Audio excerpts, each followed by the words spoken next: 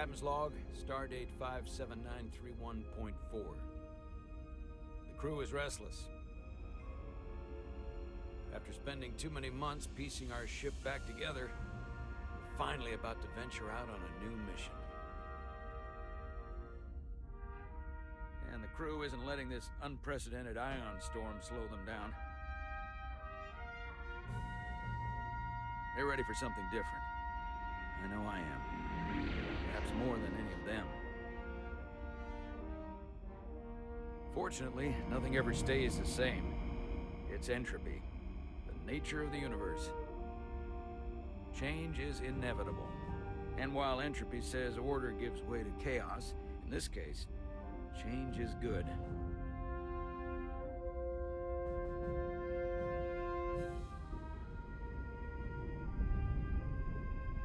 Our new first officer is en route to the Resolute. Jara Rydek.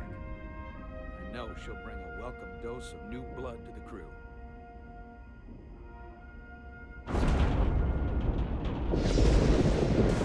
Oh no!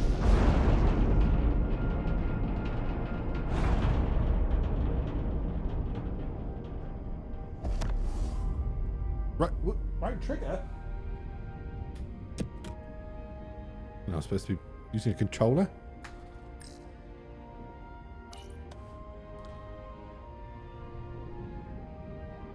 Thanks. No problem. I'm not great with flying. Son, you're going into space. But these little shuttles are the worst. Stick around in Starfleet and you'll be sure to see worse than this. I have. And you're here to talk about it. In the flesh. That's good.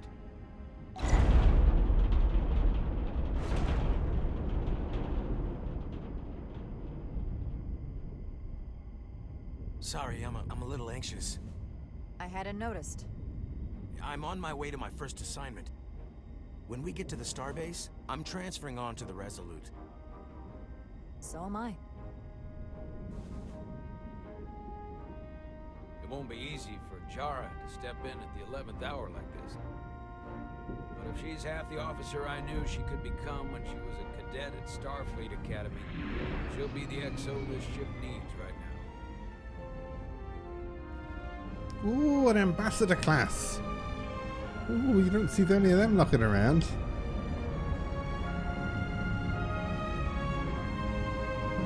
Centennial, eh?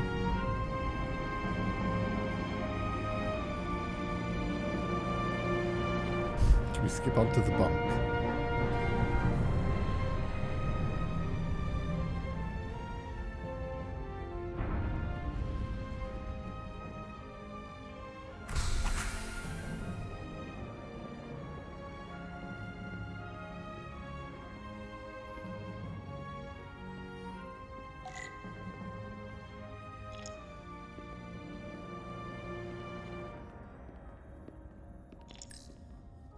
A starbase on the very edge of Federation space.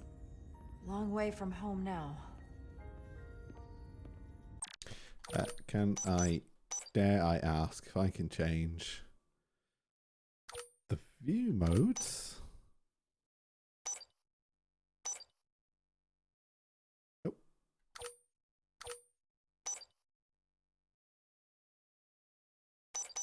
You can't change the view. That's fine. We'll get used to it.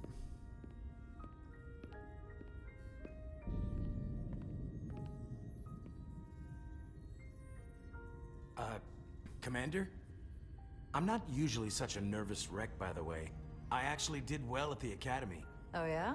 Maybe you've heard of the Torvalin test? Sounds familiar. It's a tactical simulator that makes the Kobayashi Maru look like a picnic on Pintaris 5. Anyway, I finished in the top 20. Oh, check you out. Not just in my class. I mean, all time. In the history of the Academy. So, there's that. Really? That's quite impressive. Thank you. It was tough. But you know, I set my mind to it and it paid off.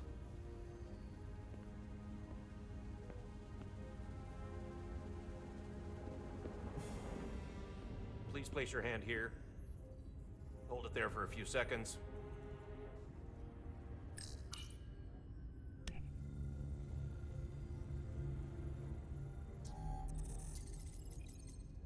Welcome, Commander Rydek. Wait, you're Jara Rydek? You absolutely crushed the Torvalin test. You finished in what, like the top 3? That would be me. Now I'm really... It's an honor to meet you, Commander. Sorry, I didn't realize before.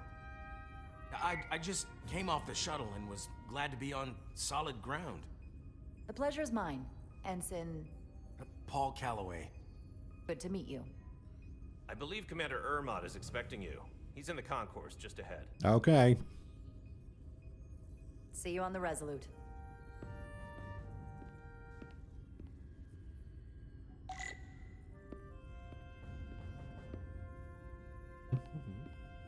Ooh, we can jog.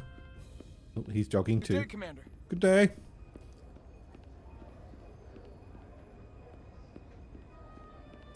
If I remember my briefing, Commander Ermot is a Bolian, so I'm looking for someone with blue skin. Okay.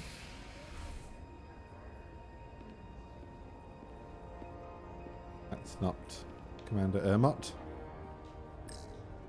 It's just a lost crewman. Are you all right? Yeah, I'm just...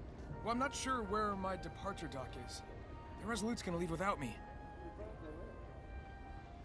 Look here. The Resolute is leaving from this dock. Oh, you're right. Nerves must be getting to me.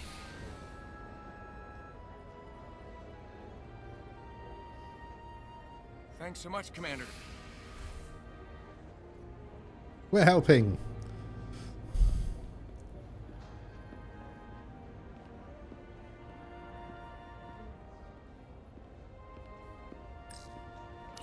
Starbase 128 has 4 docks. That's Commander Ermot. Excuse me.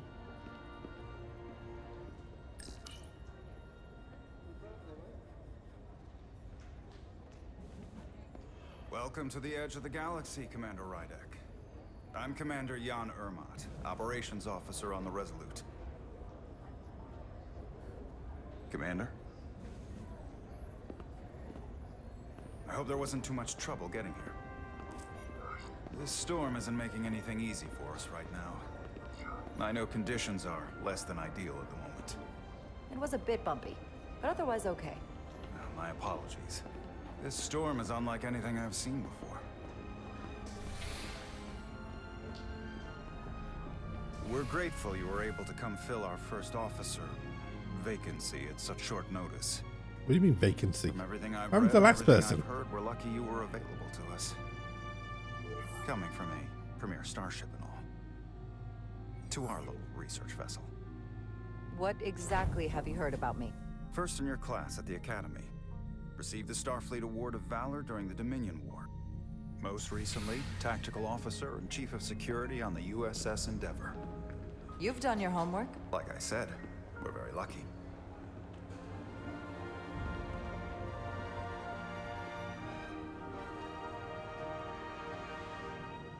The USS Resolute. She may not look like much compared to the bigger ships, but as far as science vessels go, she can more than hold her own. And she doesn't look so bad considering 6 months ago she was nearly cracked in half, venting plasma, fighting for her life. It was an accident? Equipment malfunction.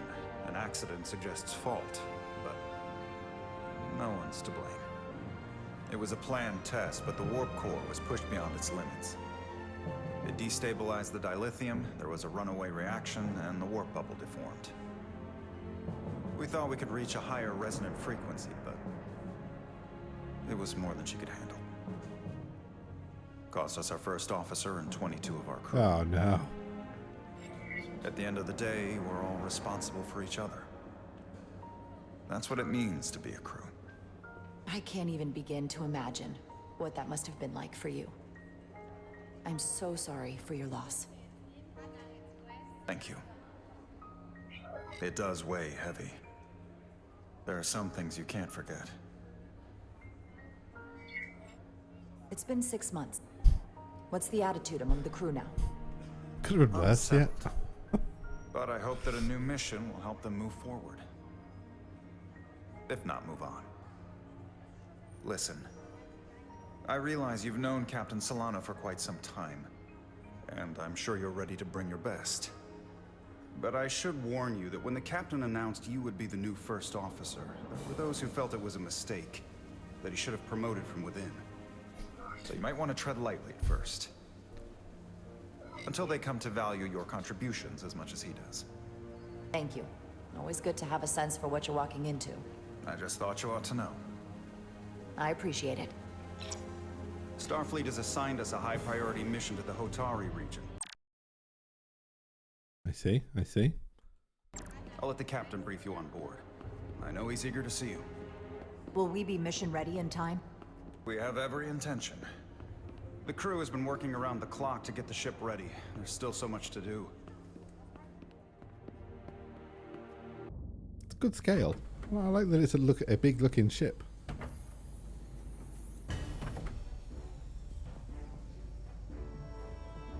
This is the other playable character you're playing the game.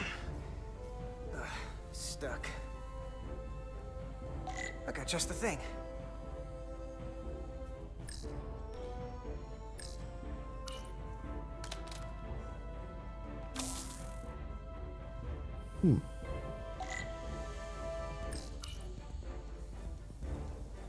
God. Ah!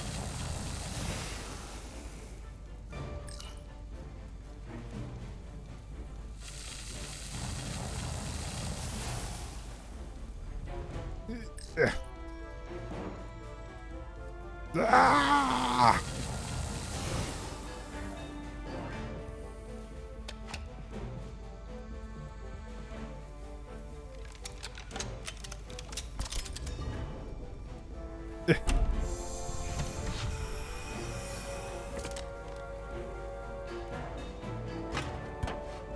Oh, that's a much better looking component. Yeah, get that in there. That. Wait. Oh. Lovely. Is that.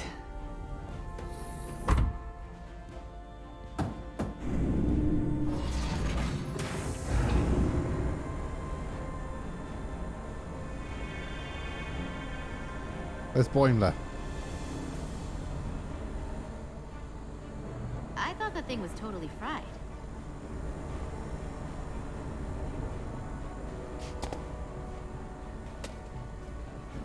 Nice work, Carter. Nothing to it, Neely. And not a moment too soon. The boss wants us down in engineering. Like, now.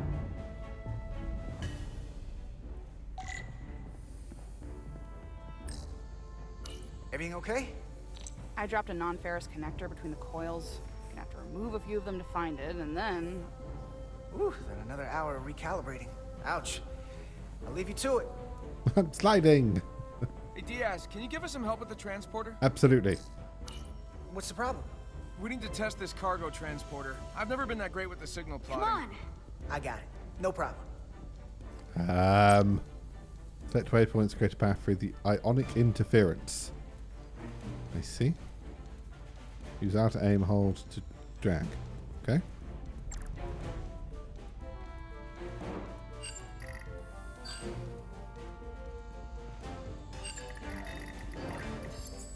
That's lovely. No sweat. Whoa, whoa, hey, Carter buddy, Diaz. get off the pad! Oh, he's gone now.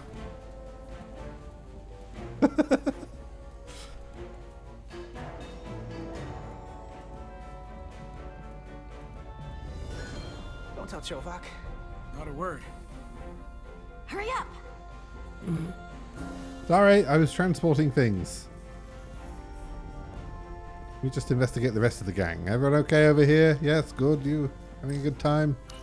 Hey, Diaz, have you seen a hyperspanner around here? I last saw it near the shuttle, Ptarmigan. Time's a-wasting. I'll let you know. Shuttle Ptarmigan, eh? Which one was Shuttle Ptarmigan, eh? They're not named, are they? Oh, that's Baffin. That's Fleville. Ptarmigan. There's your spanner. That's not where that goes. No, it's not where it goes. Maybe we can figure out where you're supposed to be.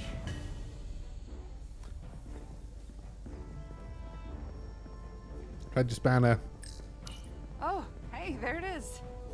You're a lifesaver, Diaz. Well, I don't know about that, but I try. Ah, Diaz is so plucky. Right, I think we can go now. Unless this needs. Do you need teleporting? Yep. Right. Let's go see Chief Engineer. Oh wait, hang on. These need moving. I use hyperspan as an insult.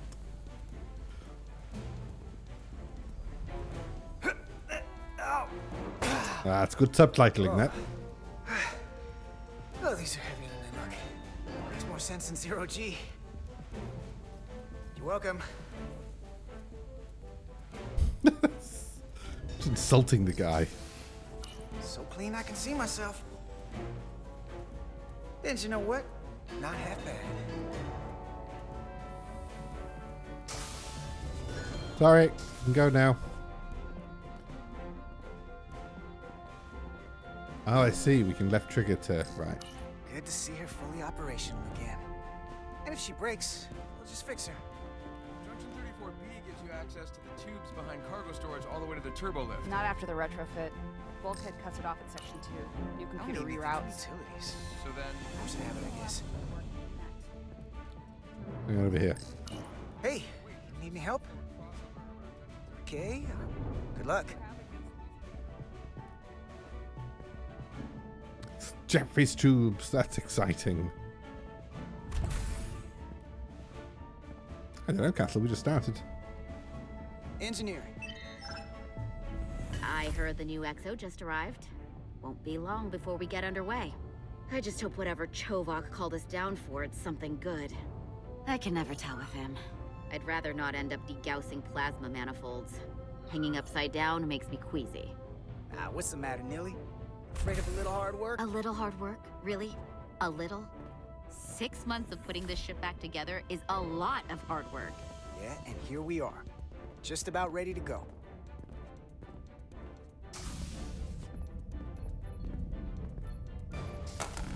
Looks like we got here before. Lieutenant Commander Chovak.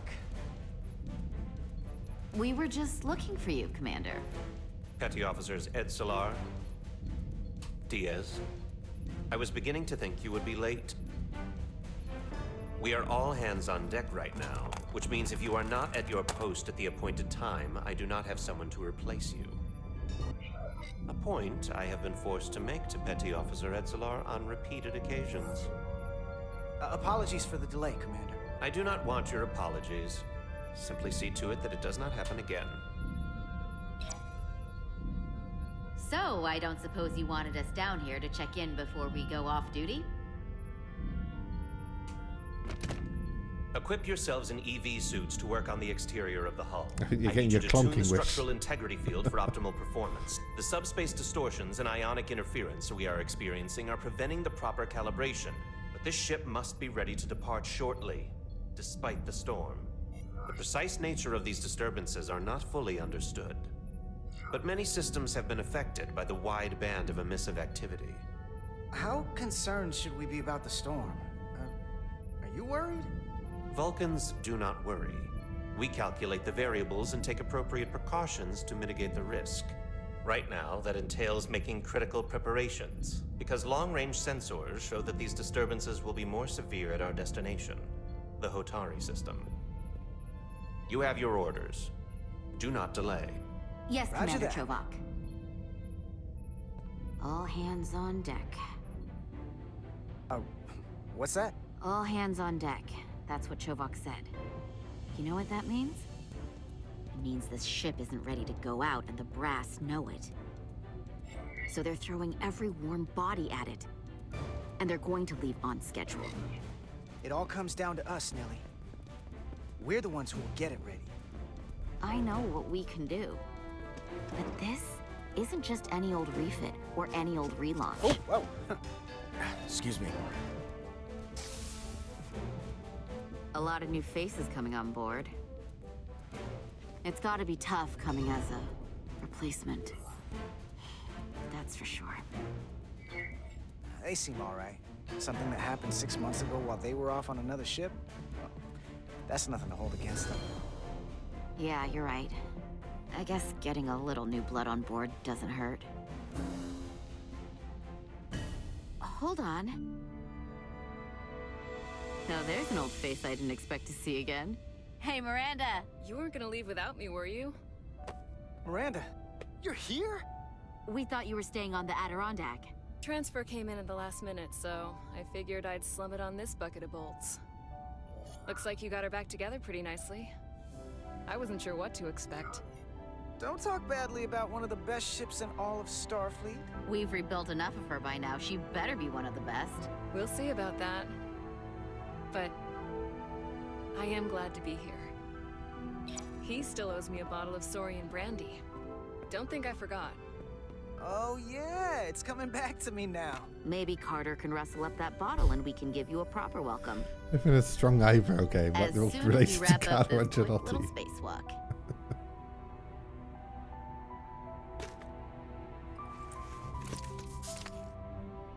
Here, let me help you. Thanks. So what's the word? Are you back in the security rotation? Yep. Still running with the usual suspects. Whoa. Good to go.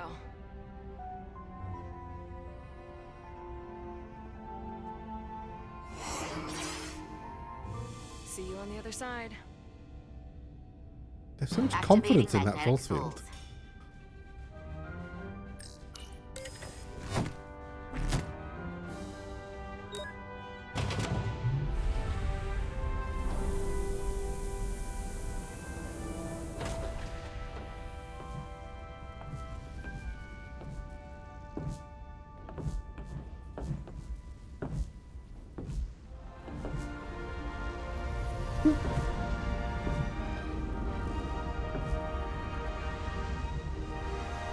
That view never gets old.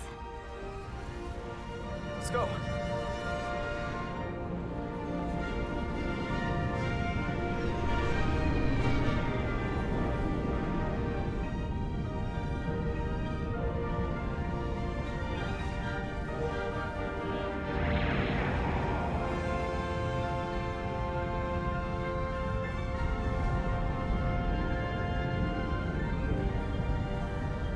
I can't remember what those. I think Norway class. I can't remember what those little ships are in the distance.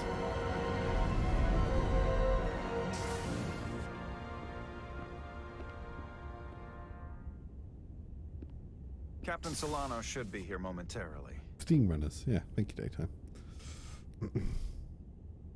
Hmm. You'll have to forgive me, I don't know much about Kobleods.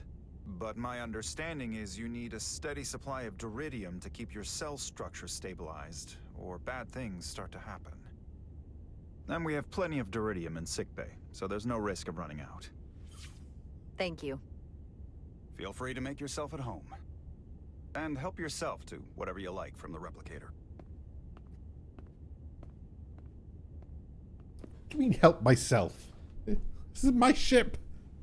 I'm the XO. Fuck you. Help yourself. Fuck off. Look at us. Yeah, sci-fi diabetic. Well, it's the problem of, intermingling species. Of inevitably, some of them aren't supposed to happen. And so, yep, science will see them through. He's still got a thing for trains. The warp engines of their day, apparently.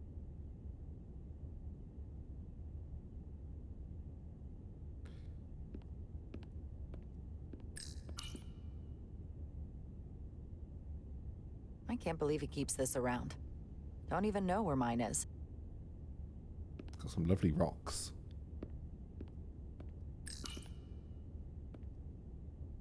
The first mineral Captain Solano ever discovered. Always was the nostalgic type.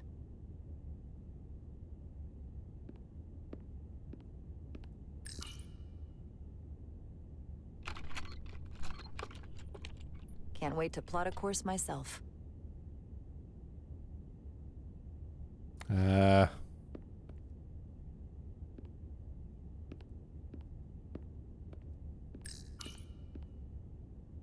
We'll be out there soon. Going where no one has gone before. Well, I mean, other than reading his emails, what's left to do here? Just a sip of something. Tea Earl Grey hot. Tea.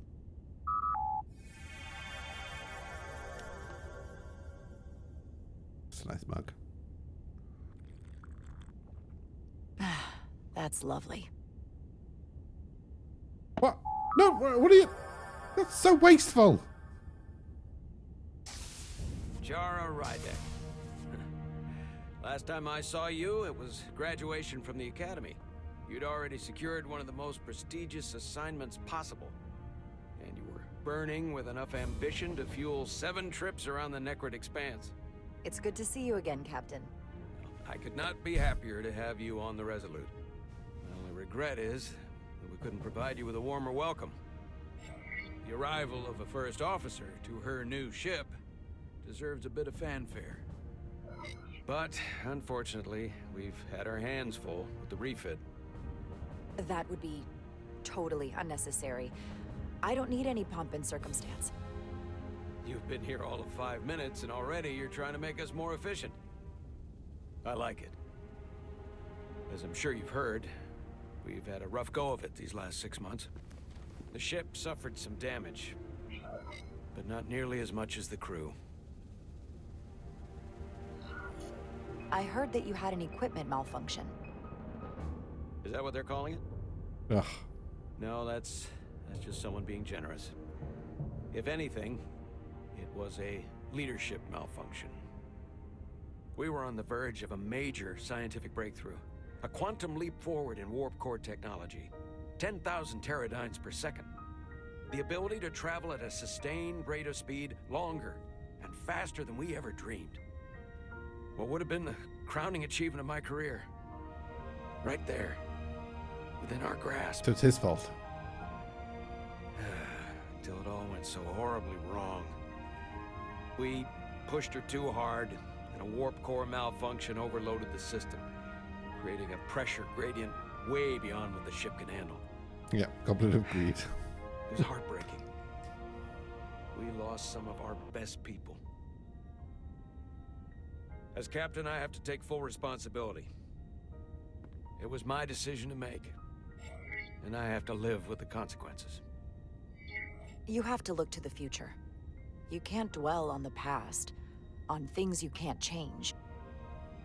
There's nothing that can be done about it now. In my defense, I will say, I might have avoided the whole ordeal if my senior staff had been willing to trust me. Oh. There was a lot of pushback from my former XO, and I think that cost me his confidence. One of them Chakotay types, I was don't he? want you to pull any punches. Certainly not on my account. But once we decide on a course of action, I need everyone to fully commit to the mission. Anything short of that just won't work. And that's when things start to go sideways. This is your ship, and you are the captain. So as far as I'm concerned, whatever you say, goes. That's the kind of support I'm looking for. Look, I'll be blunt. We can't afford another mistake. Or at least, I can't. I feel like my career is hanging in the balance here. We need a win. Something to restore the crew's confidence. I understand. On a more positive note, Starfleet has tasked us with what they're calling a mission of the highest priority. Escorting a senior diplomat to Hotari space. 2 previously peaceful and otherwise non-aggressive civilizations now find themselves on the brink of all-out war. So it's a peacekeeping mission. I see it as a golden opportunity to not only prove what the Resolute and her crew are truly capable of, but also a mission for which we're uniquely qualified. This ionic storm. Our long-range sensors suggest it's several orders of magnitude stronger than anything on record. A total anomaly like nothing we've seen before. And you'll never guess where it leads. Hotari. Exactly. Very nearly in the precise location where we're headed. Where I imagine the interference will be exponentially greater. But the diplomat will brief us on the details of the rendezvous. Who is the senior diplomat we're escorting? Ambassador That I don't Spock. know. Starfleet hasn't said. But I don't want to get ahead of myself. I expect we'll have some rough sledding when we arrive, so I need you to prepare the crew for the worst. There's just one more thing I want to clarify up front. The metric that for me will be the ultimate measure of your success. What is Number it? of dead crewmates. If after serving as my first officer, you don't one day find yourself with a ship of your own, then I will consider it my personal failure. When that might happen is entirely up to you. But it goes without saying, you have my full support. Thank you. But I feel like I still have so much to learn. You'll have plenty of opportunity. And if you're willing to put in the work, I'll do everything in my power to help you along the way. Come, let me introduce you to the crew.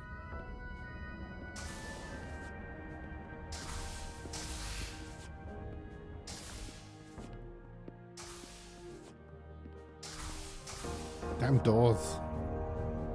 Ooh, we've got an Enterprise D bend. That's lovely. Well, that's a nice bridge. There's Commander Worf.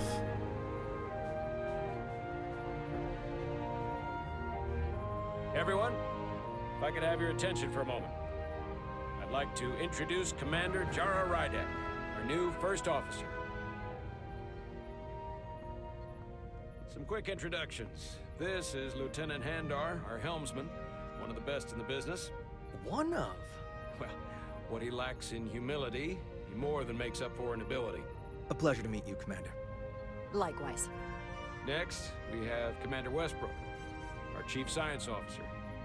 I've come to rely on his expert counsel on a regular Always a basis. moody-looking fella. Pleasure.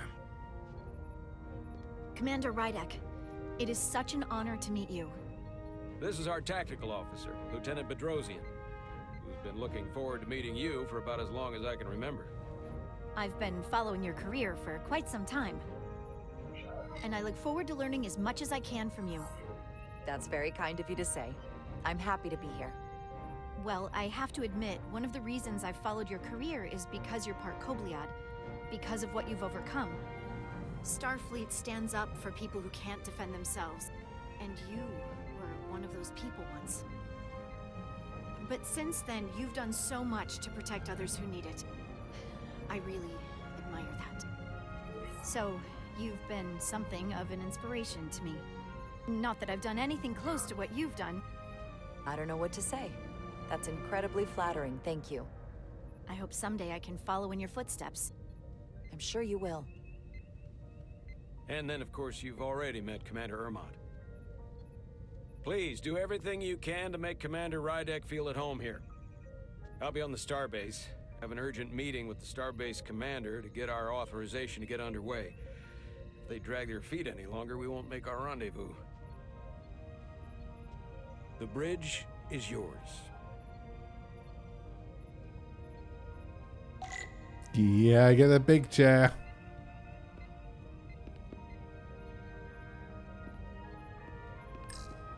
Operations. Staffing, supplies. There's a lot to keep track of on a starship. Good thing we have Commander Ermont.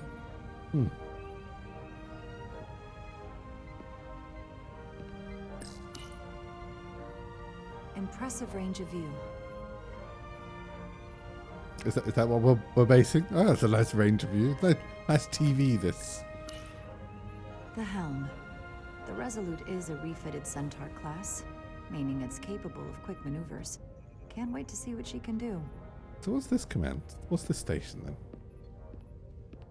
No one ever told me what you do. If that's ops over there with Mott, that's helm. The fuck is your job? What are you doing? Science. Science station. The Resolute is a science vessel, primarily. Might explain Tacticals Commander behind Westbrook's attitude. the con. I'll have to speak with him later. Maybe it's a sub-engineering station. Tactical station. Hopefully a diplomatic mission won't require we use Let me our judge weapons stacks much. and drinks. But if it Who comes wants to a that, nice ham sandwich for lunch? We'll be ready. Now, I don't like the ergonomics of your working station here. This is silly. This is no. This is bad for your arms. You can't have your elbows like this all day. No, we need to change this. No, I'll get onto the. I'll get onto So many decks, the woodsman. full of crew that are now my responsibility. Yeah. Communications keeps us in contact internally and with other vessels. All right, job done here. Ooh, a tactical hollow, lovely. Tactical Ooh. holodias, just like they've got on the Excelsior. That's my chair. The first officer seat. My seat. Right now, though, I need to fill in for Captain Solano. Oh, I mean, he gets the arms. Look at this. Look at this second-class chair bollocks. He gets armrests. Why haven't I got armrests? Chakotay was always on his armrests, and Riker was always on his little swizzly bastard. I got nothing. Commander, Chief Engineer Chovak needs to lower the structural integrity field. He's sent a crew out to recalibrate the emitters in response to the danger posed by the storm. We just need your go-ahead. Permission granted. Lowering structural integrity field, now. Entering maintenance mode. Condition blue.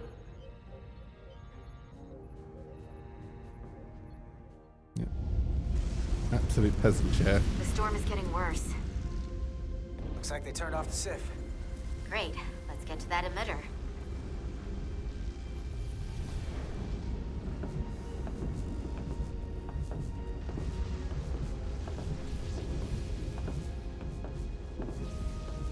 Every time we're out here, I half expect to see her in pieces again.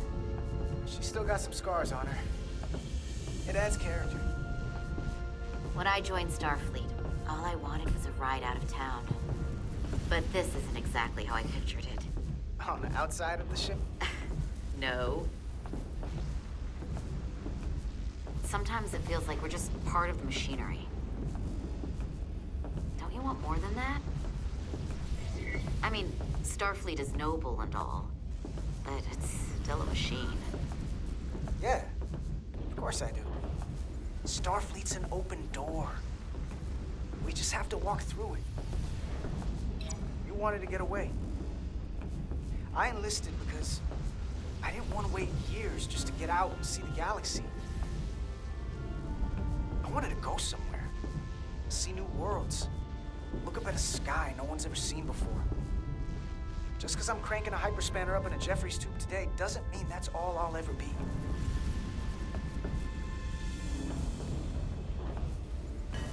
Diaz to Commander Chovak.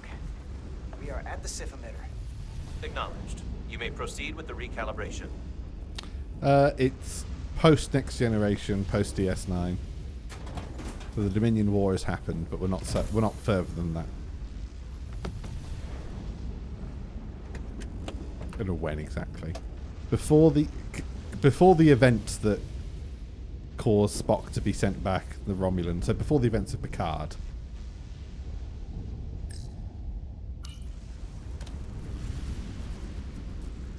Beginning recalibration. Yeah, before the event that created the Kelvin universe, which is technically the start of Picard. 2 nodes. What are we doing?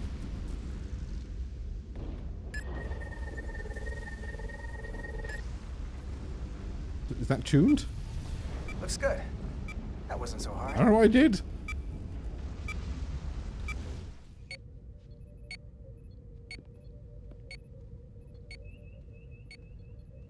Commander Westbrook, right? Chief Science Officer.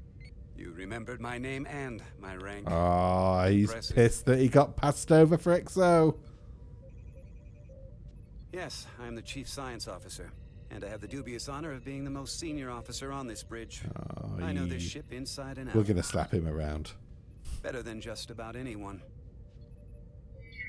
What a very impressive list of credentials. This is a research and discovery ship, first and foremost. I Now thought, with a what a former chin. tactical It's quite a officer as chin, its new yeah. first officer. I'm curious, though.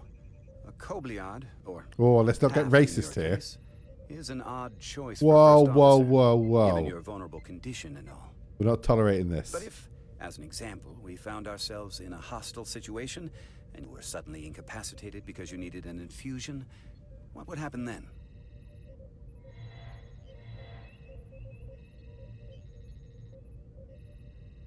You'd leave Captain Solano without an XO. Granted, that would be a worst-case scenario, but not outside the realm of possibility.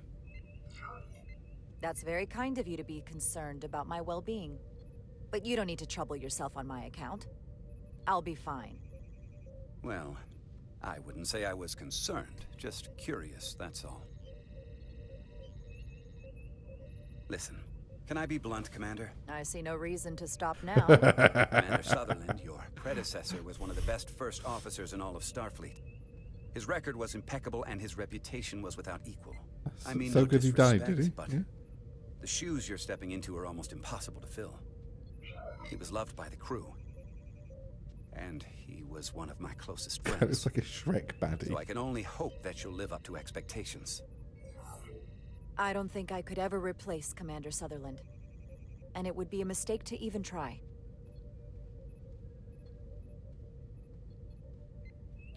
Seeing as Captain Solano is on the starbase, let me give you an update on this ion storm we're flying into. It's unusual, unlike anything I've ever seen. And have At the compassion moment, for I him, can't tell you if the regardless, Resolute will shrug it off or Lost if his we're putting friend. ourselves at risk. However, if we learn more about its patterns, its nature, we can come up with a scientific countermeasure. Just a moment.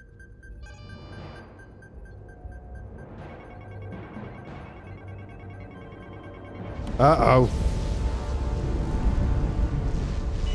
We've got a massive energy wave inbound. On screen.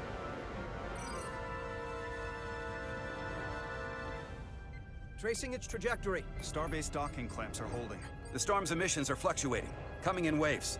And if my projections are right, we're about to get hit by a wideband burst of ionic energy, like a tsunami. I'm reading power abnormal. Red alert. Aye.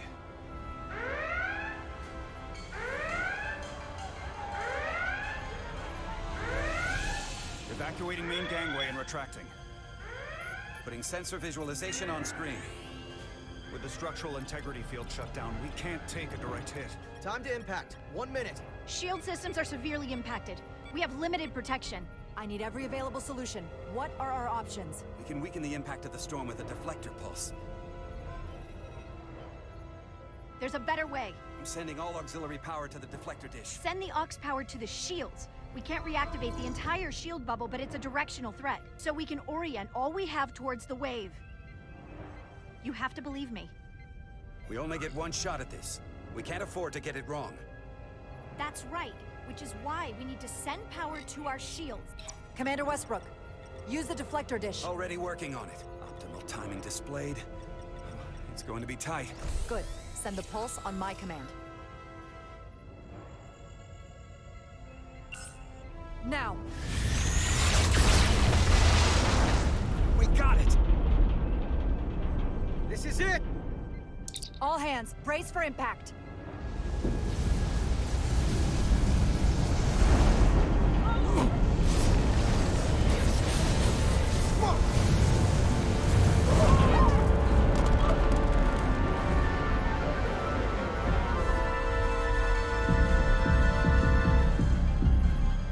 What happened? We have experienced a surge of radiation. Oh, you don't say. This radiation supercharged the plasma, forcing it to backflush through the system and creating a dangerous imbalance. That can blow out every primary system on the ship. Just tell us where you need us. I need you to traverse the hull to the access port to recalibrate the port nacelle plasma regulator. Okay.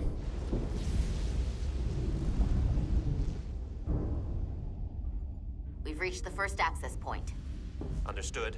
Do you see the override for the level 1 failsafe circuits?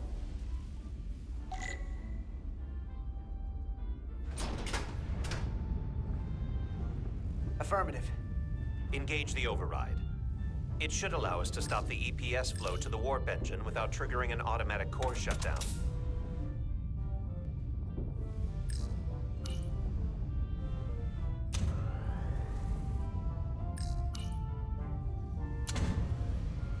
Failsafe override engaged.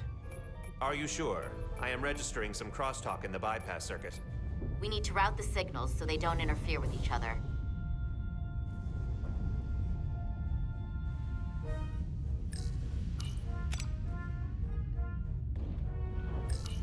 That's it. The good unplugging and replugging of isolinear chips. That'll do it. Lovely.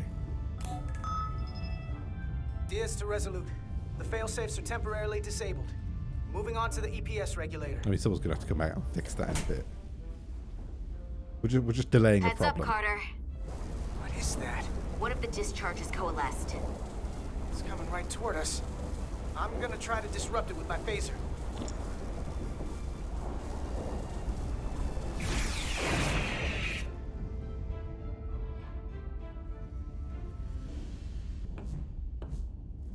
So we gotta climb up the pylon.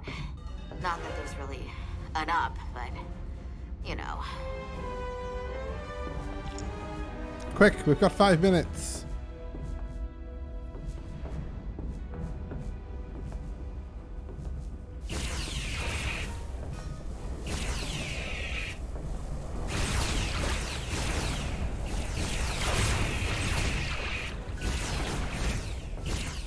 Whoa, easy now, kid.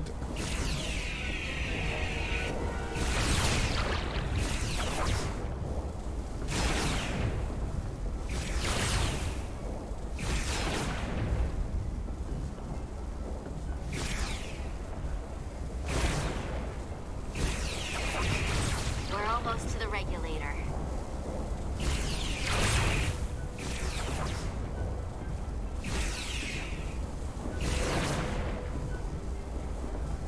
Ooh! Ooh, it's coming!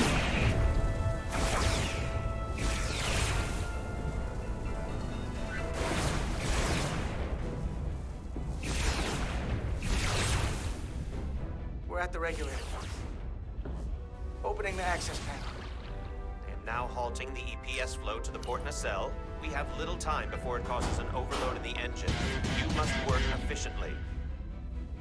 I told my doctor I hadn't had a bowel movement in over a week. He told me I was full of shit.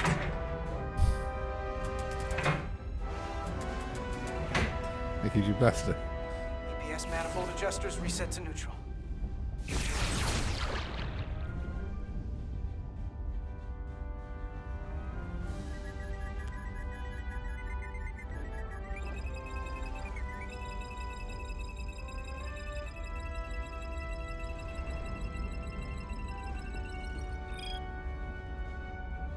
EPS lines to the port warp engine are back in balance.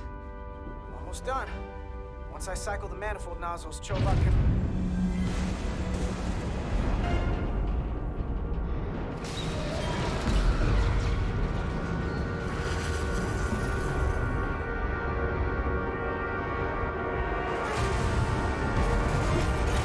Christ.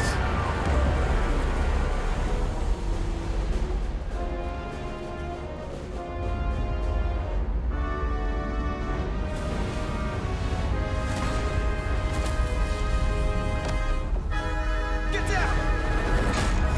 Diaz to bridge. We just lost the docking clamp. We've got a lot of debris coming down. Hull vibrations, too. We can't finish the EPS regulation in these conditions. Please advise. We have to release this ship from that other docking clamp or the hull will be ripped apart. There's a problem. The clamps are supposed to disengage automatically in an emergency, but it's not working. Not working. What are our options? The docking clamps are fitted with exploding bolts for an emergency release. We've got crew out there. That'd be like setting off a bomb next to them. Maybe there's another way. Starbase is hailing us. Put them through. Resolute, the remaining mooring arm is failing. You need to disengage from the starbase now. The damage to the station will be catastrophic. All right, Starbase, we're on it. Acknowledged. Commander, hear me out. Reverse the polarity of the hull, which theoretically will repel the docking clamps. And repel the engineering crew right off the hull into the storm. This is Captain Solano. Put me on screen. Go ahead. Captain, we have a situation. Commander, what are you doing? Blow the bolts on the docking clamp. The captain doesn't know the whole story. I'm giving you an order.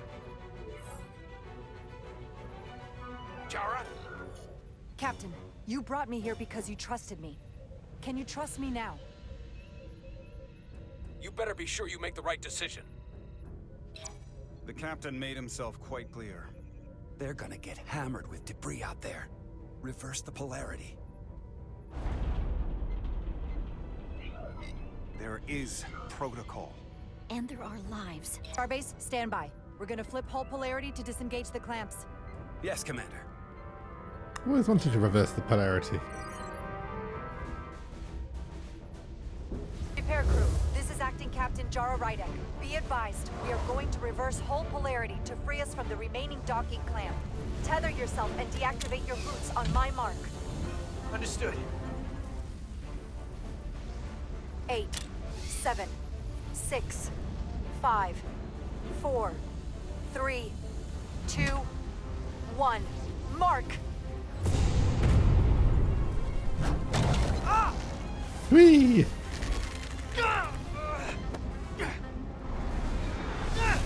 Grab my hand!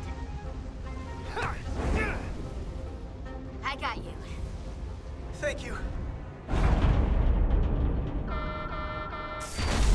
Plasma imbalance is reaching critical condition. We are moments from primary system failure.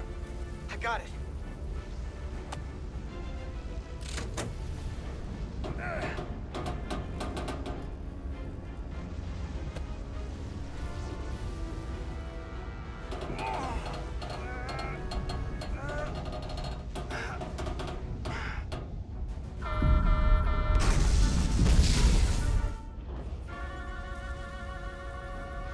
Ah!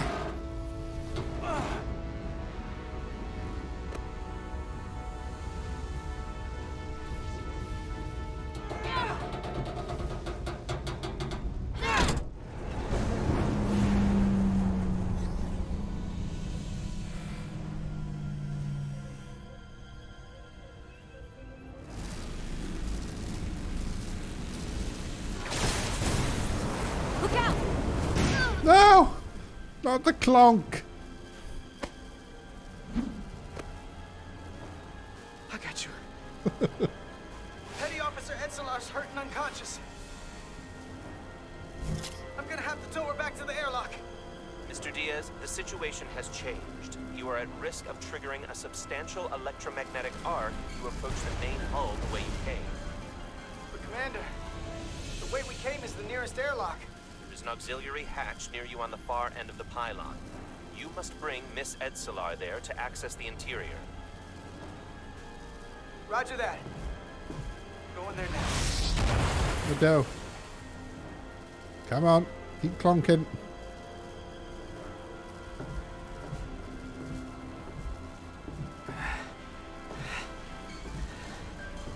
I'm at the auxiliary hatch.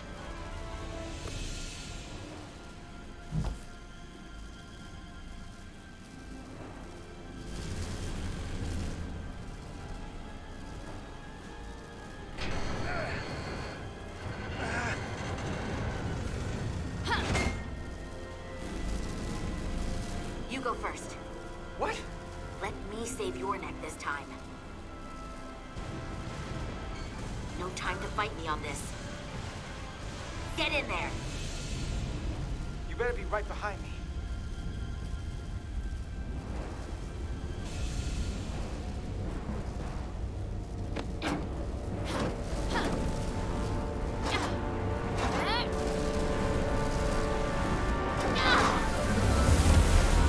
Oh no!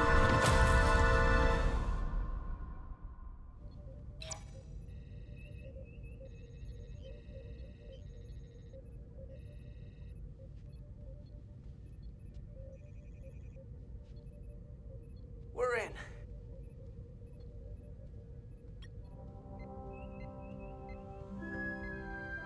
They're safe, bringing the SIF fully online. Do it.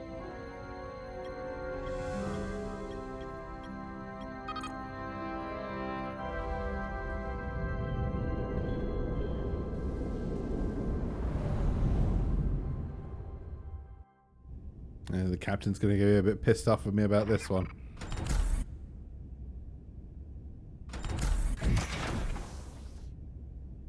Carter.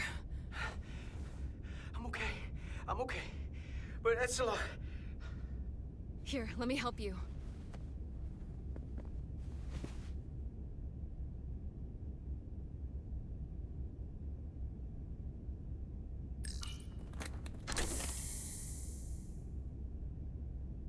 Medical. We've got one wounded at my location. Millie. Oh, man.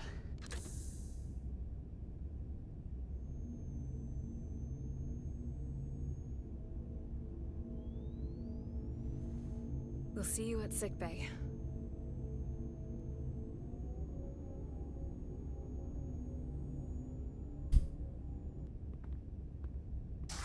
Space pen exploded. The repair crew made it inside. EPS flow is back to nominal levels. The SIF is back up. How does this affect mission readiness, Mr. Ermot? Releasing the docking clamps using hull polarity minimized damage to the Resolute. We'll have some last-minute repairs to make, but if we reapportion some of the staff, we can make our departure on time. As of now, however, we are successfully moored to the station. Good to hear. Send updates to my ready room. Commander Rydek, with me. I'm gonna get a bollocking. Captain said, "Don't call me out," and I called him out.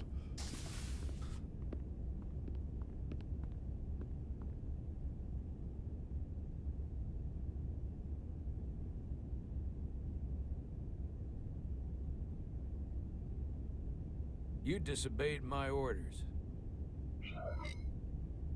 Well? Respectfully, Captain, I made the right choice given the information I had. You disobeyed my orders!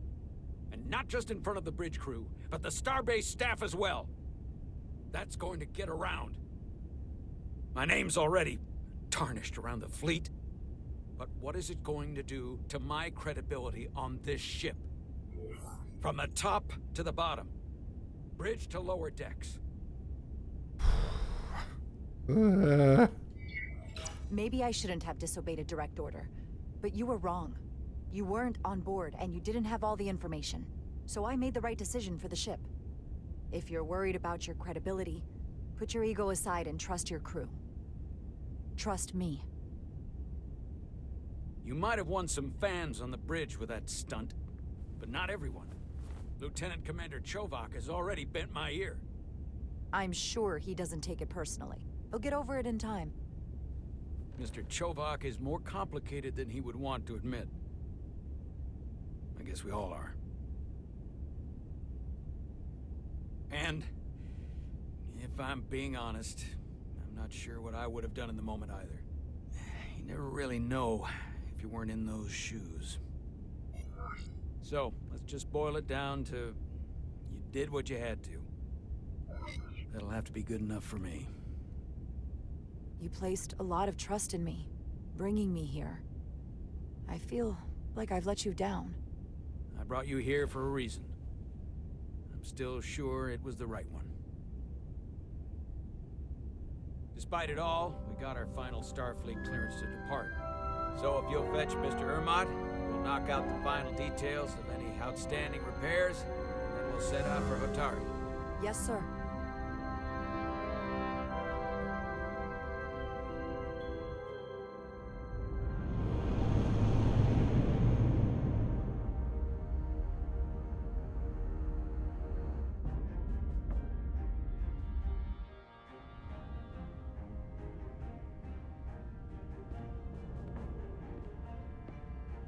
Great pictures of Spider-Man.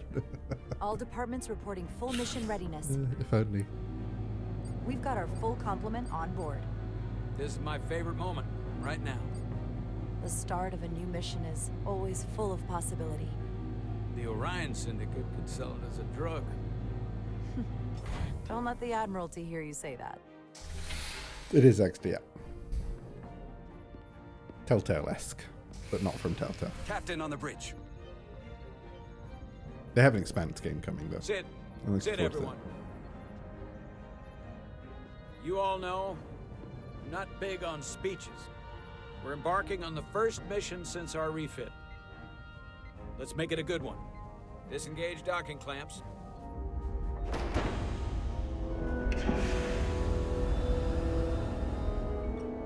Docking clamps released. Thrusters ahead, Mr. Handar.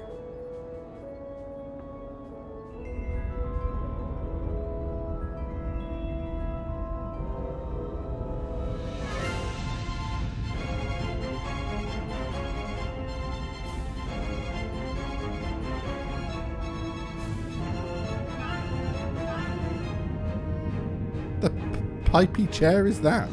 That doesn't look comfy at all.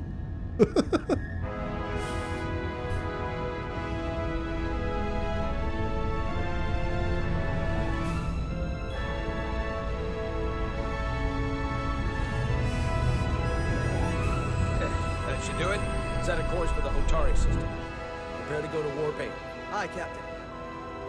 You know what? You take this one. Me?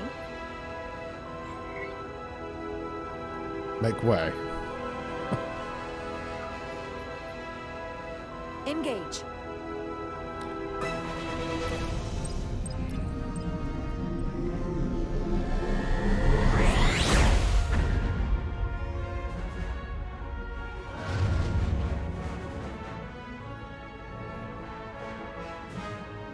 Simple, but effective.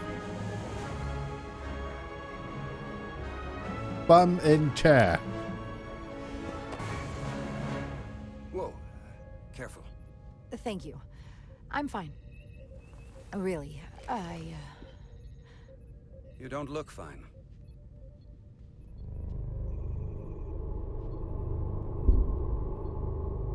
Uh-oh.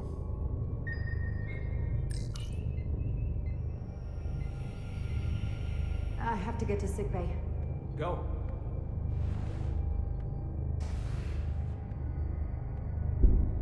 Commander, help me get her inside. Oh, Christ.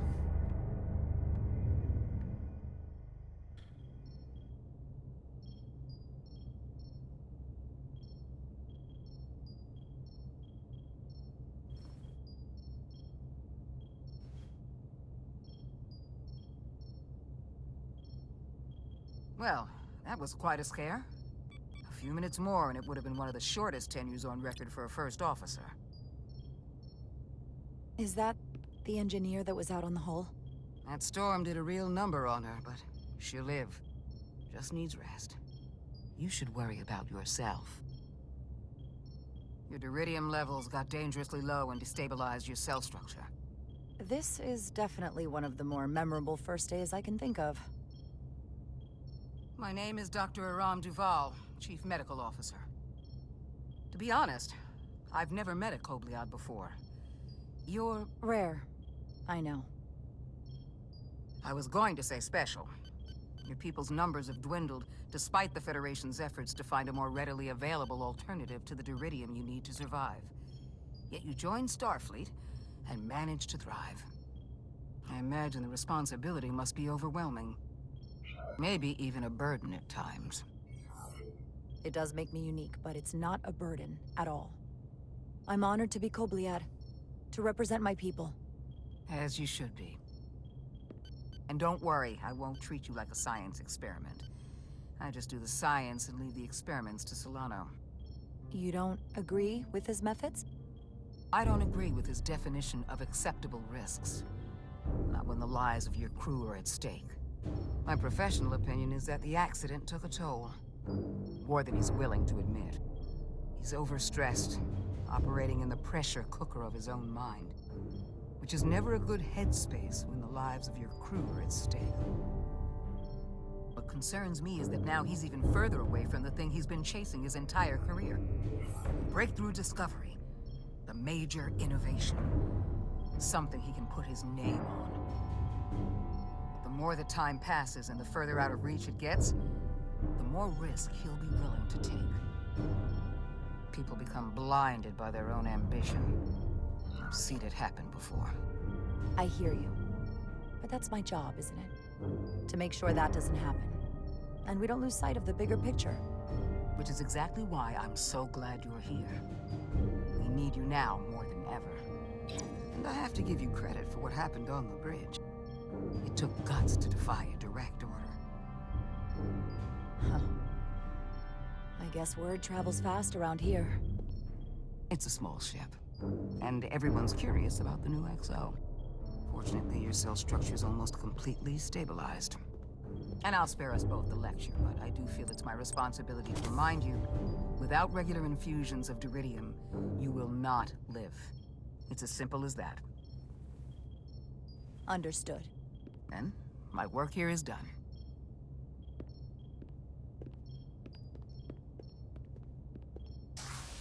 We're not going to say hi to the crewman? No? We're just going to leave?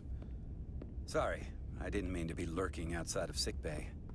I didn't want to intrude, so it felt more appropriate to wait out here. We were all worried about you. Or I should say I was. I wasn't sure what was happening at first, but then I realized it was your condition. I'm feeling much better. Thank you. It's just part of who I am. Well, being a jerk sometimes is part of who I am. So, I'm sorry for that. We come to an understanding. You trusted my intuition earlier, with the deflector pulse. I felt I should thank you for that. Well, thank you for coming. Even though you didn't have to. I wanted to.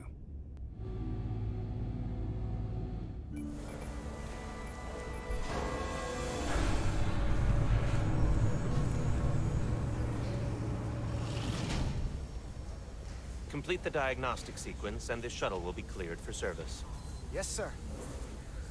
Storm in the Hotari region will interfere with our transporters, so we need all available shuttlecraft in working order. Excuse me, Commander Chovak. Petty Officer Maris, I will leave you to your work.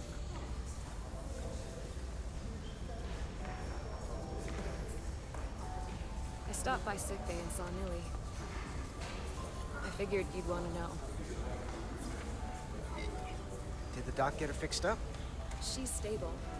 But there's something about the storm's radiation that's making it hard to heal the energy burns.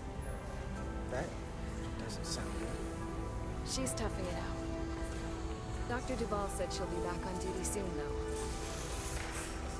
Come on. I have to run the final diagnostic.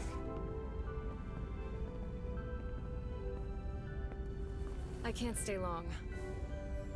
I've got a long to-do list before we get to Hotari, and things are piling on faster than I can check them off. We're making all our last-minute checks in security, too. Tactical and security are short-staffed. Well, nothing's ever 100%, but we'll be good to go. And if you wait until you are ready, it's probably too late. Which is why I didn't want to wait for just the right time. I had a chance to think about this while I was away. Then you and Nilly almost got killed out on the hull. And I thought it was important that I just come out and tell you. Instead of tiptoeing around it. Or worse. Miranda, is everything all right? Yeah, I'm fine. Oh, it's going to be a freeway space triangle romance. What I'm trying to say is, we've been really good friends for a long time. But I got back here and I couldn't ignore it anymore. I want to see if there's more between us than just being friends. It's knocking space boots. Oof. This is all kind of unexpected. I didn't expect this either. But here we are. And I didn't want to ignore it. I just figured I'd steer right into it. Well, what do you think? Pushing me, are you? Been about as direct as I can stomach. You can do that too. Listen, I'm not making Be commitments direct with here. me. That's a lot to think about. I know it is. So, maybe I should think it over. Oh, yeah, take as long as you need. I get it. But don't leave me hanging.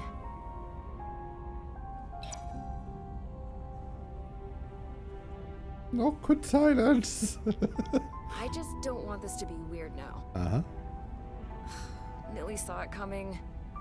She said it might make things uncomfortable if I said something.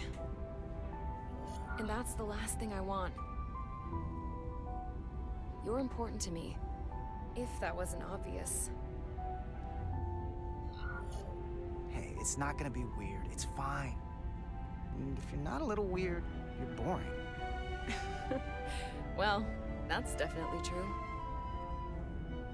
Level 1 diagnostic complete. You've got some thinking to do. Just don't take too long. Just be friends with benefits. Space friends.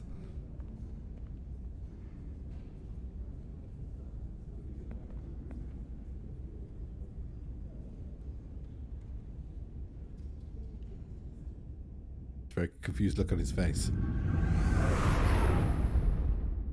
Approaching the rendezvous point outside Atari space. Helm, bring us out of warp. Dropping to impulse. Oh, hello. Ionic interference surging, Captain. Crikey. Shield integrity holding. We can take it. We are at the correct coordinates to meet the shuttle. Commander Rydek, find us our diplomat, if you will. Aye, Captain. Let's reduce the noise. Filter out environmental signals. I can manually tune what's left for Federation signal types.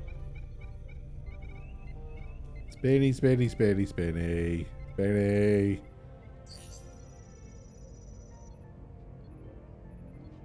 I've located the shuttle. Opening comms. On screen. Spinny! Shuttle to Resolute. Shuttle to Resolute. Debris field. Lost maneuvering. Losing. I can't get it any clearer. Tractor beam on there. Transporter lock. It's just not happening. Power up the tractor beam. We'll pull them directly into the docking bay. Hey, it's the lad from earlier. Diaz, you good to run the tractor emitter? Yes, sir.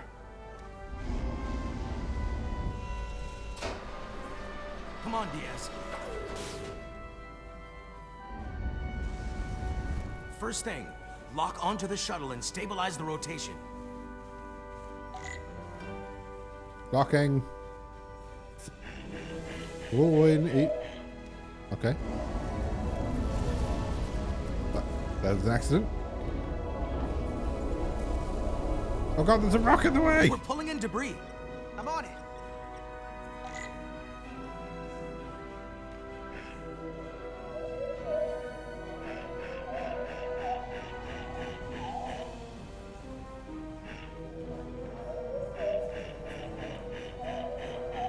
Oh god, there's one left.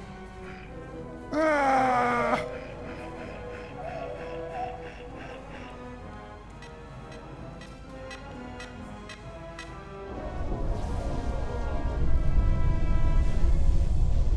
That's gonna take out the shuttle. Diaz, the bridge. There's a large piece of debris headed for the shuttle. The tractor beam can't handle it. Can our shields take it? I believe so. Commander Rydek, plot an intercept course. On it.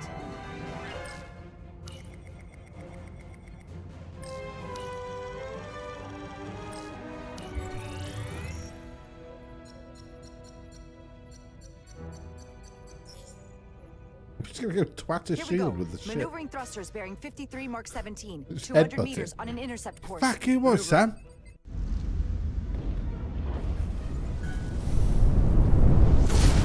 Fucking hell. Got it. Whoa! Someone's working hard on the bridge.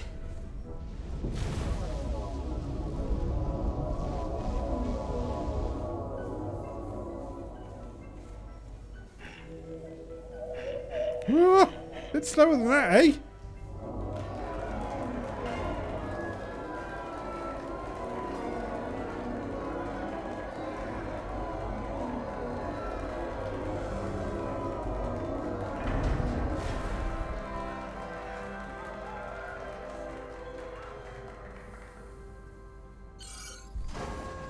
We got the shuttlecraft on board.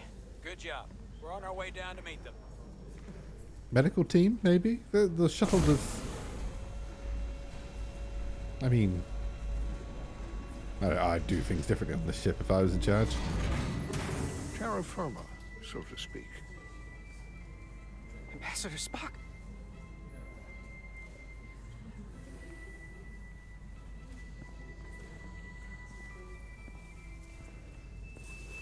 The captain will be right down to meet you, sir. In that case, I will wait for him here.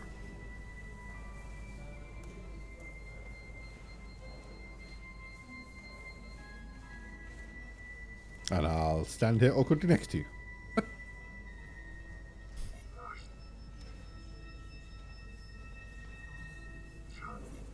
Apologies for the landing, Ambassador. I was operating the tractor beam, sir. I take responsibility. Our arrival was the smoothest part of our journey. Your artistry with a tractor beam is commendable. Just put it in my record. We thought we were prepared for our arrival in Hotari space, but it is evident my craft was not sufficiently robust for such intense ionic activity. The storm has been pretty intense. There was an element that was most unusual. Before you came to our aid, our maneuvering thrusters and impulse engines were rendered inoperable. So we attempted a short traversal at warp speed, only to find that we could not achieve warp at all, even though our diagnostics computer showed no faults or anomalies. What do you make of that?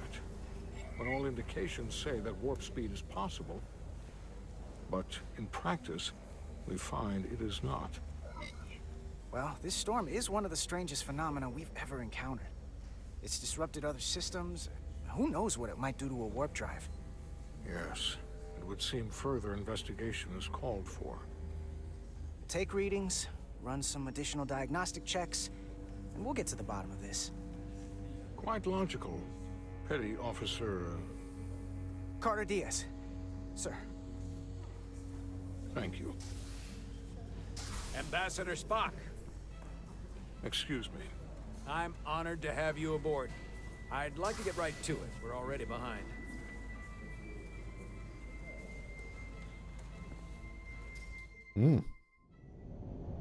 It's an actor doing a performance of Leonard Nimoy's Spock. I will say.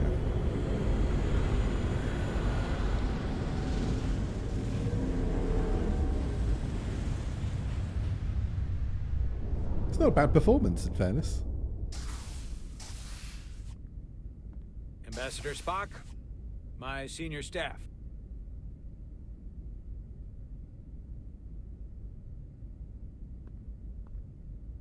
It's not every day that a captain gets to welcome a Starfleet legend aboard. You flatter me, Captain Solano. But legend implies the past tense, whereas I am very much focused on our present circumstances. I didn't mean to suggest you were stuck in the past. You're right, Ambassador. Not the most diplomatic choice of words. Your experience comes from the past, but our present situation calls for it. True enough. We were hoping you could fill us in on the details. We got the basics from Starfleet. Two formerly peaceful neighbors are now on the brink of war. Indeed, and the tension between them grows fiercer by the hour.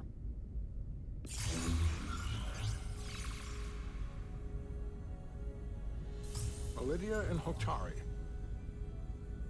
The Lydians are the more advanced species. They made first contact with the Hotari over a century ago. This is Tau, the Hotari moon. It is rich in dilithium, and for decades, the Hotari and the Lydians have shared a mining operation there. The Lydians provide the technological resources, while the Hotari have served as the labor force. The stability of that arrangement was the source of their peace, until recently. The Hotari have suddenly and forcefully seized control of the mining operations and expelled the Lydians from their system. No. That is the official story, as told by the Hotari when they requested Federation mediation. But the details remain scant. Communications between all parties have been limited by the ionic interference. Have the Elydians retaliated against the Hotari? Or taken any action against them? Surprisingly, they have not yet responded in kind. They were open to a Federation presence, but it is unlikely I'm quite impressed with it. I think it's a good performance. Hotari forces would stand a chance against the Elydian fleet in open war. Left unchecked, this conflict will result in more bloodshed, which is what we are here to prevent. And the dilithium trade hangs in the balance. Clearly, the Hotari have been exploited in this relationship. Maybe we can persuade them peace is the more profitable alternative for everyone. They both profited from the mines. And for the Hotari, something is better than nothing. Peace is our objective, after all. That is correct. We can call it profitable or mutually beneficial, but at the end of the day, the Hotari are still being exploited for their own resources. True peace is not merely the absence of war. And as such, this conflict will surely come again. Neither the Illidians or the Hotari are members of the Federation, so we can't make them do anything.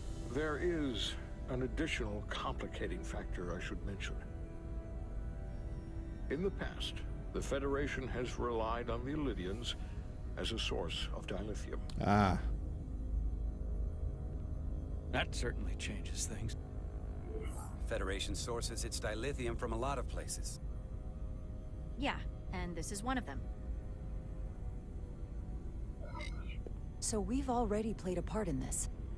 Unfortunately, that is indeed the case, Commander Rydek. We're morally obligated to make this right. Hold on. Our only obligation is to negotiate the peaceful resolution of this conflict. I mean, we ain't supposed to do shit. It's Given Spock's the job. Federation's involvement in the Illidium dilithium trade, Captain Solano and I must make every effort to appear neutral in these negotiations. What worries me is if this whole thing unravels, and we're at the mercy of the storm at less than full strength. We can't let it come to that. Considering what the Ion Storm has done to our ship, and the Ambassador's shuttle, we have to assume the Illidian fleet has had problems with it as well. This recent surge in the energy disturbance temporarily levels the playing field. Commander Westbrook is correct. The energy anomalies around the Hotari They systems hate the have been perfect noted in the storm. past. But they have never been observed on the orders of magnitude we have seen in recent weeks. That may answer why the Hotari were able to strike back after so long. They finally had an opportunity, and they took it. That would also explain the Illidians' restraint. And reason to learn as much about the energy anomaly as we can while we are here. We do not want to be caught at a disadvantage of our own. So I trust we understand our circumstances. We're operating on a strict timetable here, and we're going to be leaving for the negotiations shortly. Commander Westbrook, I want you to leverage our systems to investigate the anomaly from here while we're gone. Aye, Captain. Thank you all. Dismissed. I want to speak to both of you privately. This is where Spock says we're going to do this off the books. Ambassador Spock, I'd like to make a formal introduction. My first officer, Commander Jara Rydek. Commander, as you are aware, there are limits to what Captain Solano and I can do in our official capacity as representatives of the Federation. But someone in an unofficial capacity, your first officer, for example, would not be bound by those restrictions. Commander Rydek could ingratiate herself to certain parties behind the scenes, where they may be more candid in revealing information that could lead to a resolution. She certainly goes her own way. No. That helps in this case. It would be unconventional. I'm perfectly happy to work outside the lines. And by extension, you will be doing your duty, Commander. Just not too far outside the lines. Well, I hope Commander Rydek will have more luck finding out what really happened than we will through official diplomatic channels. The fate of the negotiations, the interests of the Federation, and the prospect for peace may very well depend on it. Da da da da da da da da da da da da da da da.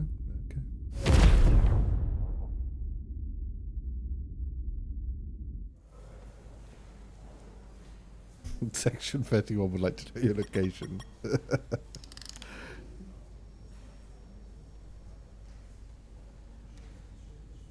Mr. Diaz, I understand you have already discussed the warp drive failure with Ambassador Spock? I have. It is imperative that the Ambassador's shuttle be flight ready. I need you both to ascertain the root cause of the system failures he encountered. I'm surprised, Commander. I thought you would have wanted to work on Ambassador Spock's shuttle yourself. I respect the Ambassador and his many accomplishments, but I do not derive any satisfaction from interacting with his shuttle as if it were somehow transubstantiated through its association with him. Especially when I have the entirety of this starship to concern myself with. Commander Chovak, is there anything you do enjoy? I take pleasure in the satisfaction of a job well done. I suggest you try it sometime. Oh, snap. Make note of any abnormalities in your report. Carry on. Was that a joke? No, couldn't have been. One nice thing about Vulcans, Chovak is the only person who didn't look at this and treat me like I was something to pity.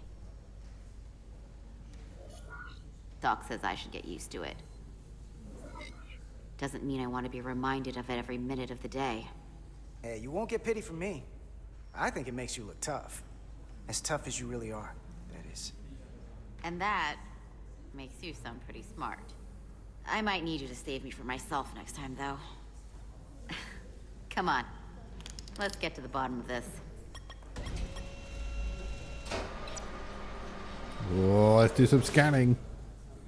Ready to go? All set. Let's run the diagnostic. Boop, boop, boop, boop, boop. Boop, boop, boop, boop, boop, boop, boop, boop. So, I know about your talk with Miranda. You do? She sent me a Priority 1 dispatch right after your conversation. Yes or no, that's one thing. But I can't believe you said you needed to think about it. I did need to think about it. Well, you can't leave this unsettled. It's not fair to her. She was direct with you. Didn't play games. Neither should you. Well, honestly, I was worried you wouldn't approve of, you know, fraternization with... Don't make this about me. You can see where this goes between you two, or you can stay friends. But don't screw this up. I like my friends, and I like our group. It's quite eyebrows, isn't it? I don't want to lose that. Hers are really animated. Is that thing done yet? Yeah, it's wrapping up. Let's see. The relays along the primary EPS are blown. The backup relays are all intact. An EPS overload from the warp drive could cause that. But how did the shuttle end up dead in the water? Huh. Well, maybe the ship's data recorder can tell us something. Boop, boop, boop, boop, boop, boop, boop, boop, boop. Here. They were only about 8 minutes from their plotted warp point. No faults, just those warnings. What are they? Boop, boop, boop, boop. The warp field became inverted suddenly. I've seen this happen when the center warp coil cracks. A cracked warp coil throws a fault code. Still, we should take a look.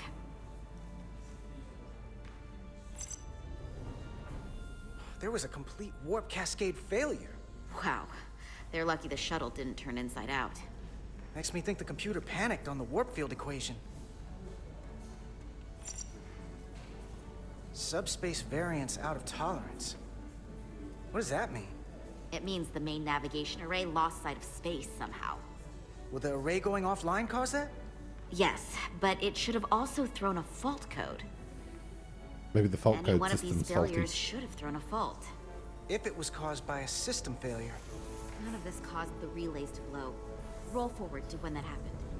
Yes, ma'am. Boop, boop, boop, boop, boop, boop. So here, they take a moment to get their bearings and they attempt to re-engage the warp drive. There. That's the relays blowing. And look, there's another warp system alert. They're all the same. Subspace variance out of tolerance, or warp inversions. Finally, there's a complete warp cascade failure. Then it's one of With all two the control of their things. eyebrows with pedals. Either a warp coil is cracked or the navigation array is offline. That makes sense. Divide and conquer. You want to check the warp coils or the navigation array? I'll check the other. Let's Let's not overcomplicate this. One of these systems is likely broken. I'll check the nacelles for a cracked coil.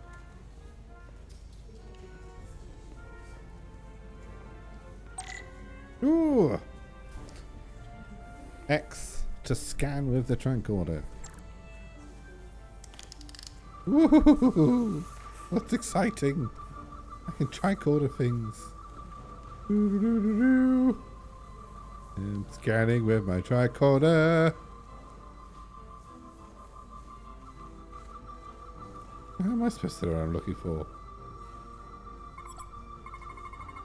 Oh, I see. Right. Okay. We're deep scanning. Okay.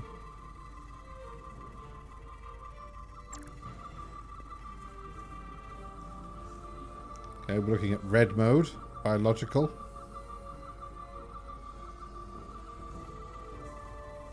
You get radiation scan mode.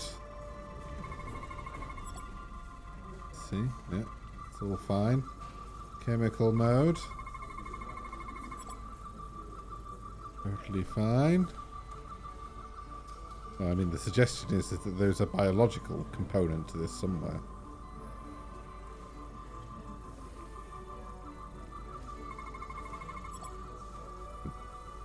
All the anomalies have been scanned.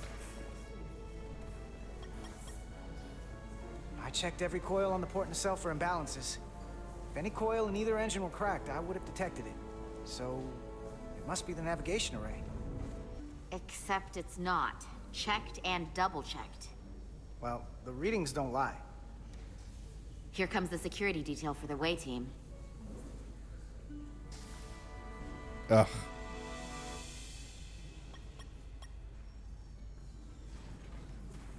Hey, going planet side? Yep, as soon as the negotiating team comes down from the bridge. And you've got your hands full, opening every compartment on this shuttle. I hope you're not just trying to keep busy to avoid thinking about some other things. Uh-huh. I'm not trying to put you on the spot. And lucky for you, I've got a ride to catch. I'm actually done thinking about it. I've made up my mind. You have? Hey, Maris. Ooh, we've been interrupted. Pushers you're always hanging out with? And you're the phaser jockeys we always beat in Parisi squares, right? All aboard for Hotari. That another one of the captain's railroad things? Gotta be.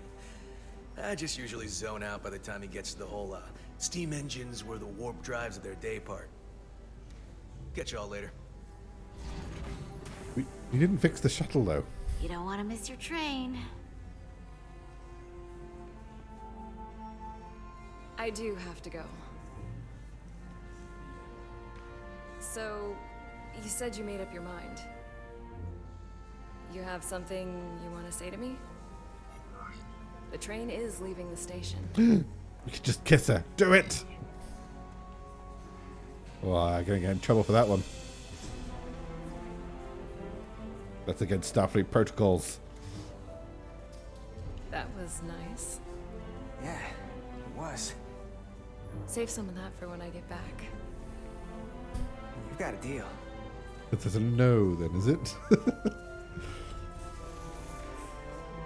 Be seeing you. Oh, she ain't coming back. Yeah, she's dead now. I don't know, was Spock on board that shuttle? Because then the shuttle's safe. Etzelar de Diaz.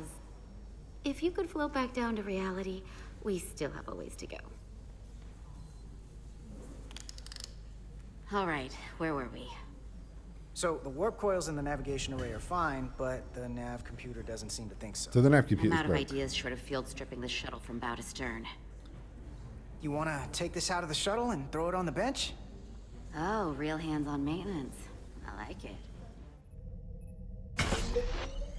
Okay, the nav computer is patched into the ship. The ship's computer can double-check our work. If the shuttle's nav computer is putting out false data, we'll know it.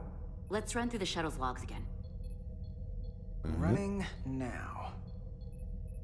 Boop, boop, boop, boop, boop, boop, boop, boop.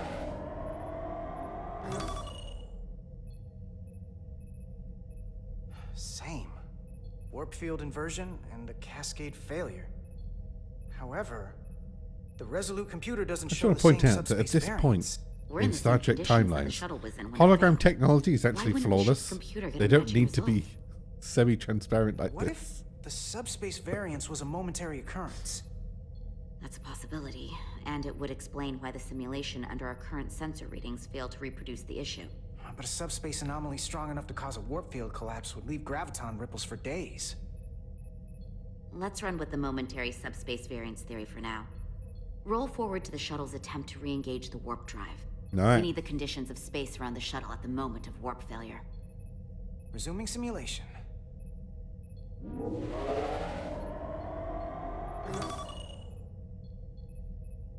Error in warp field calculation. Cochrane formula variables are out of range. That right there. Take the shuttle sensor data from that moment.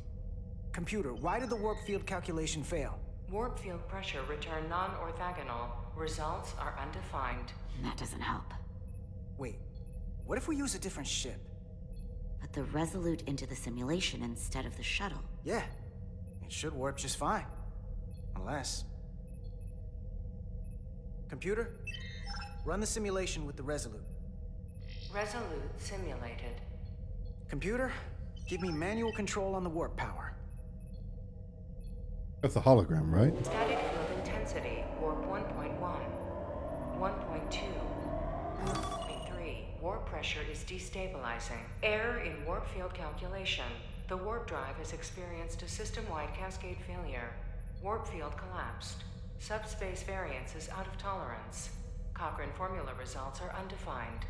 Bingo. What-o? The same moment when the shuttle failed to warp, so did the ship.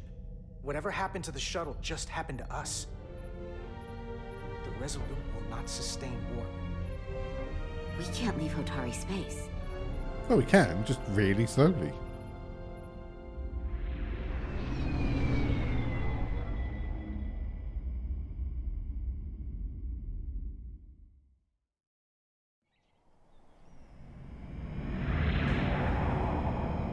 I'm really enjoying this. This is great.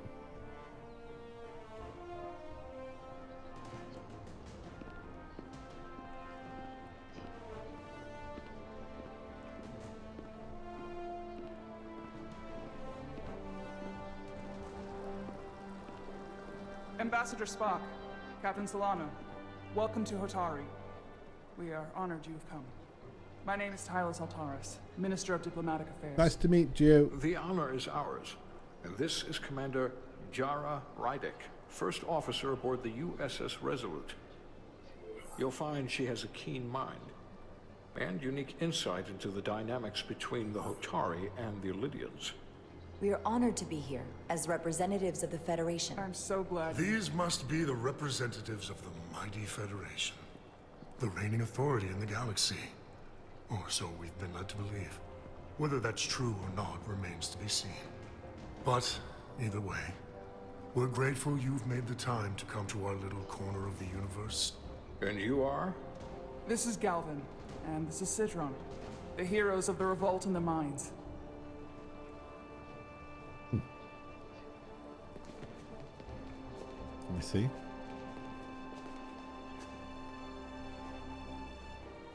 Let's hope this is the last time we ever have to come here. Yeah. If you'll excuse me.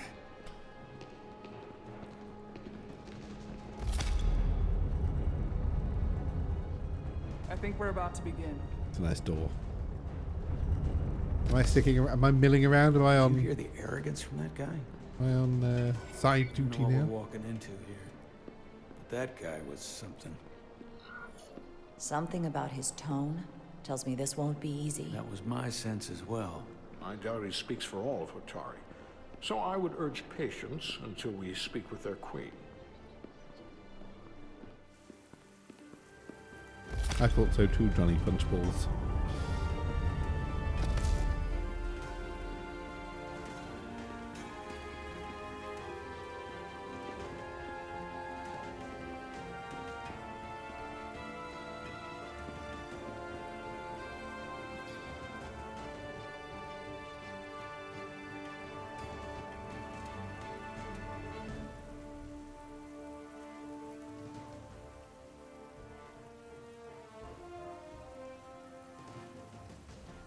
Okay. Show deference. Show strength.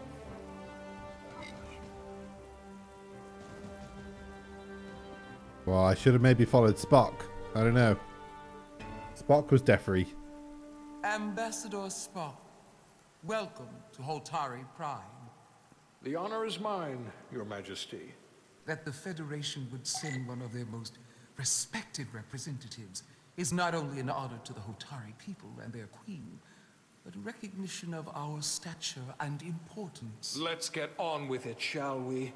With all due respect to the Federation and their ambassador, they have no authority here. We are not members of their alliance. We are not subject to their rule, nor yours. We demand the immediate return of all mining operations to Elydian control, as it has been for centuries and will be for centuries more. That has always been our understanding. That understanding has changed. Then you invite war! And if you cannot remain silent, you will be silenced. But his point is well taken. What is the Federation's interest We're in Jackie this matter? Weaver in all this, are we? Perhaps you would have us trade one oppressor for another? The Federation remains neutral. Our only interest is the peaceful resolution of this conflict. We are here at your request, Your Majesty. For now. Saying this wouldn't be easy was an understatement. I thought they wanted us here. Was there something you wanted to say, Captain? Oh, no. My apologies. And what about the Kobliad? She's not She part can of... speak for herself, can't she? Then let her. Uh-oh.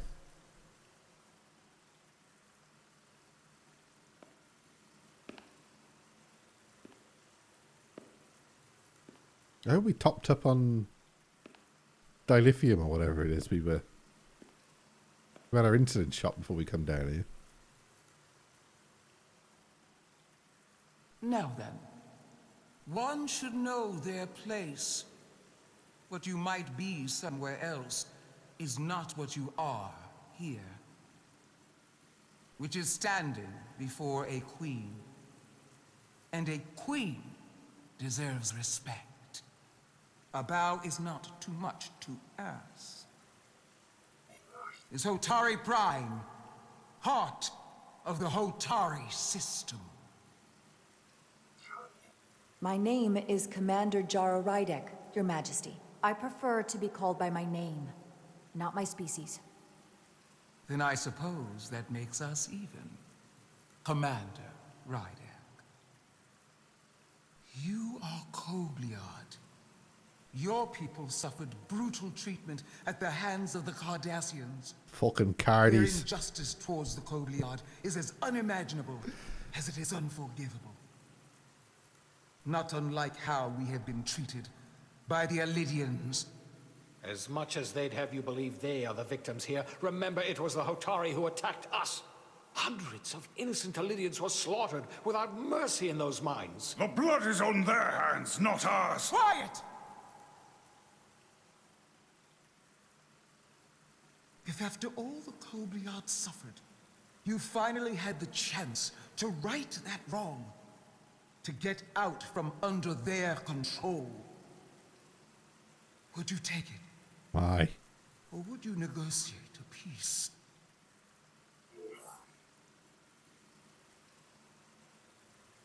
Ooh. I have to make a decision. I can't speculate on something that never happened, Your Majesty. Sadly, that opportunity never came for the Kobliad.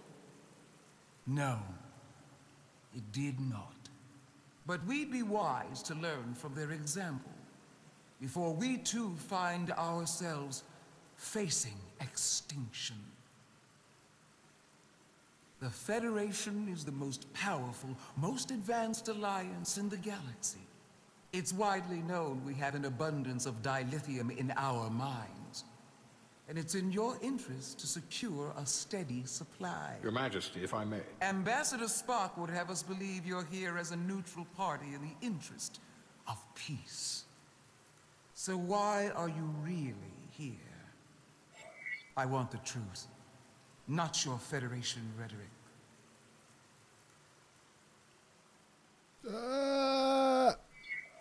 As Ambassador Spock has said, we've come seeking a peaceful resolution to this conflict, and have no interest in your dilithium. I'm not nearly as naive as you must think.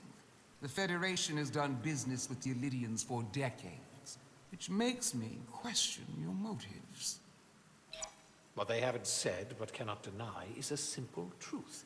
The dilithium trade would not and will no longer exist without Illydian involvement. We created it for the benefit of everyone, especially the Hotari.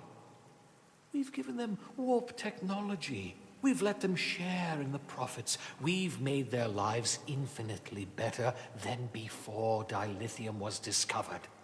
All of that goes away if the Federation turns a blind eye to their treachery. That is enough of your lies! Uh-oh. The Hotari are quite capable of running the mines. We've done so for centuries. Uh-oh. So tell me, who deserves control of the dilithium trade and the mines on Tau? Who should the Federation recognize? The Hotari or the Illydians? Can I just tell them to go fuck themselves? What? You're making me Only choice. be one or the other, not both.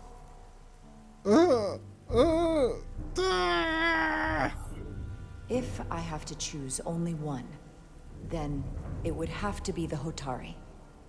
Well said. How could the just and wise Federation make any other choice? This is an outrage. The Federation has lost all credibility. The mines are ours. Lydia will not be deterred. We will take back our mines by any means necessary. Then you will see more blood spilled. I am more than willing to address your concerns, Your Majesty. Yours as well, Representative. But I suggest we could have a more productive conversation with a smaller group. Perhaps only the most essential representatives.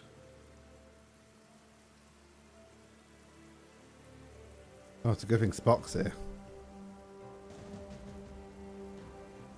I suppose there is some sense to that.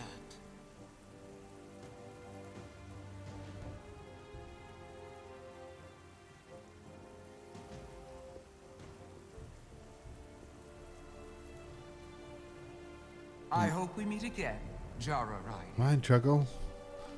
Did I do wrong?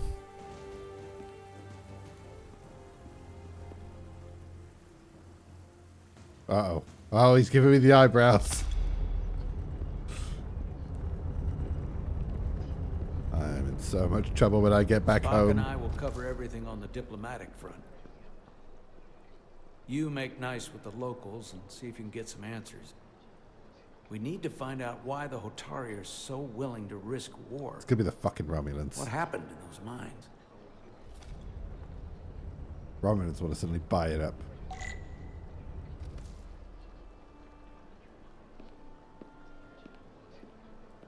Okay.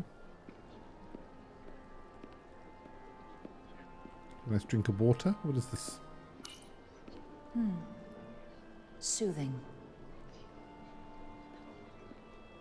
Well, let's go through this in order, shall we? Start with you people. Commander, I'm glad you've chosen to side with the Hotari.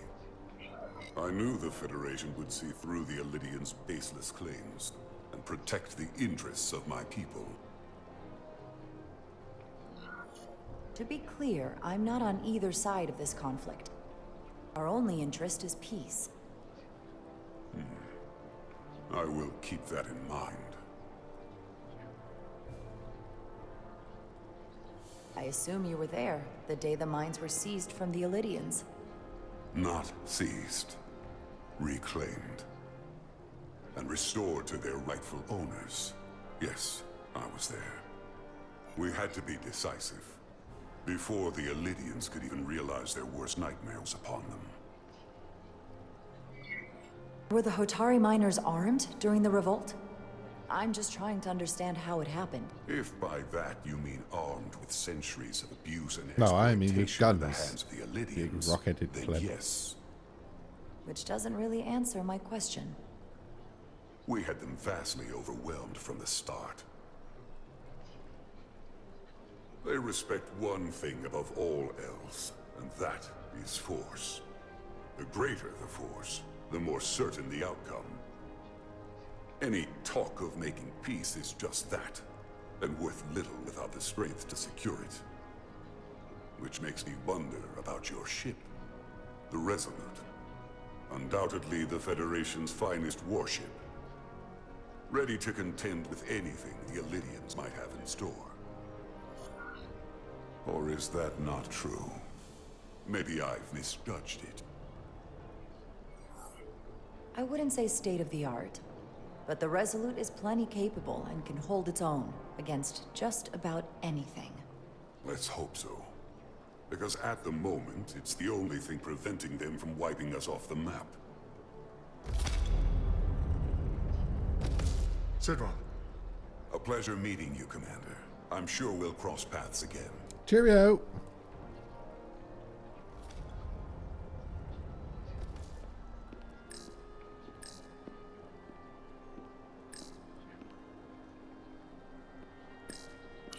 Such rough terrain.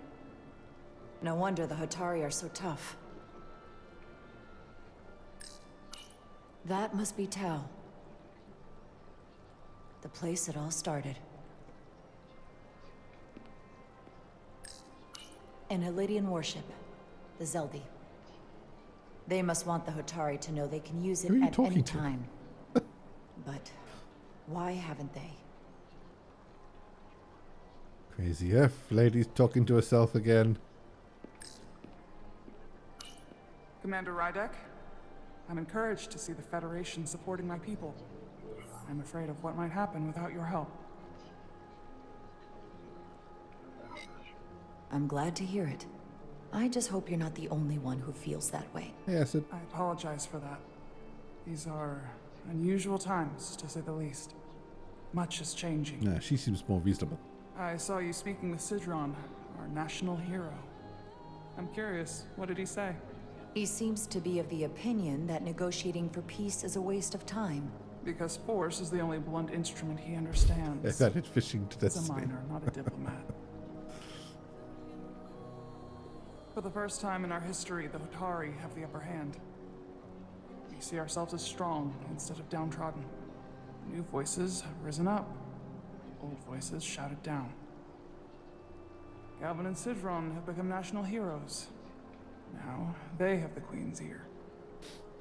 Better or worse, depending on your perspective. I assume they've taken your place. I was one of the Queen's most trusted advisors. And I hope to prove myself worthy of being so again. Which is why you're here. My fear has been that the Illydians will launch an attack and crush us. You've seen their starship, no doubt. They could have retaken the mines whenever they wanted to. But it never happened. And as strange as this may sound, I'd almost say they're afraid. I just don't know what they're afraid of. It's still the same bluster and bravado you would expect from them. But it has no teeth. Like they're afraid of what might happen. Was it for fear of the repercussions, once the Federation became part of the equation? Possibly. But I almost want to say this was from the very start. Before engaging the Federation was even on the table.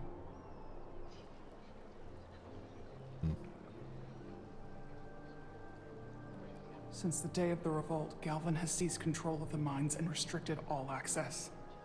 No one's allowed without his personal authorization. And they've taken over a section of the palace with just as much Galvin's a secrecy funky and faction, is he? I'm told it could be something they brought back from the mines. Oh, no. I've made inquiries, but everyone pretends it doesn't exist.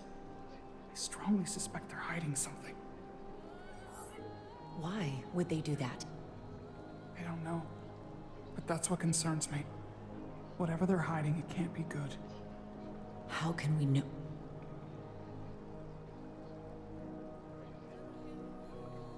I'd better see what's happening. Do you think you can find out what they're hiding? I need to see proof of something before I can make my case to the Federation. I can try, but even if I found it, I might not know what to make of it. Take my tricorder. Take this. Yes. You can use it to capture whatever you find, and then send it to me.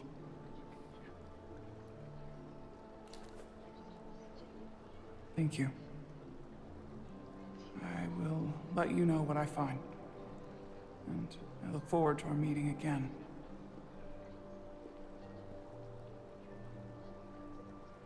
Sorry, I couldn't help but notice you were speaking with the Hotari this whole time.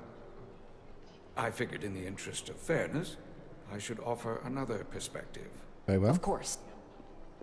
I'm probably not telling you anything you don't already know, but these negotiations rely on the Federation's neutrality, as does any hope you might have for a supply of dilithium in the future. I'll find some more. Why you would choose to side with the Hotari escapes me. Without Lydian involvement, there is no dilithium trade. But clearly, you weren't aware. Of all my concerns, dilithium is not one of them. I could care less about securing a supply, now or in the future. I'd be curious to know if the rest of the Federation shares your indifference. Huh. Major Salit Arminta, Special Attaché, Lydian Armed Forces. Pleasure to meet you, Commander. He has a penis for a nose. I have my issues with the Hotari, but I have to give them some credit. They know how to seize an opportunity. Inciting an uprising the same day as a massive once-in-a-lifetime ion storm. Our assumption was that this storm was just an anomaly. Yes, a very convenient anomaly. At least that was what we were told.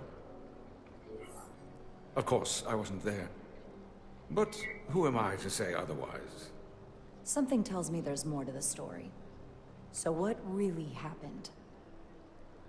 Well, the official story is that it was the storm that enabled the revolt. How else do a bunch of unarmed, unorganized miners seize control of an entire moon, much less thousands of mines? But I've talked to people who were there. They tell a different story. They say they're lucky to have escaped with their lives. That it was more than just the storm. That somehow the miners were able to harness the energy from the storm. Uh-oh. I know it sounds crazy. I'm not even sure I believe it myself. But that's what they said. You said the Hotari were primitive. Well, they are. Except for the part about weaponizing ion storms. He's been conveniently called away. Excuse me, Commander Ryder. Interesting, interesting. Report your findings to the captain. Well, hang on, I've got to look at this banner. It's a nice banner. They seem proud of their culture. Pride can lead to rash action. All right.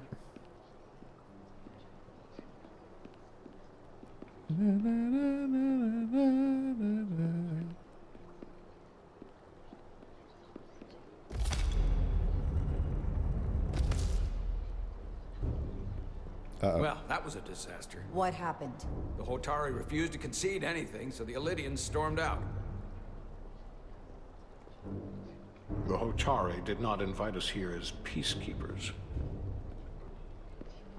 I hope your efforts were more fruitful than ours.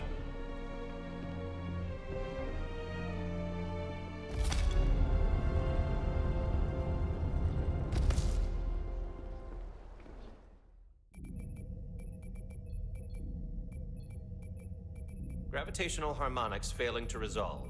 Warp bubble stability degrading. Increase output to maximum. Increasing warp output to maximum. It's happening again.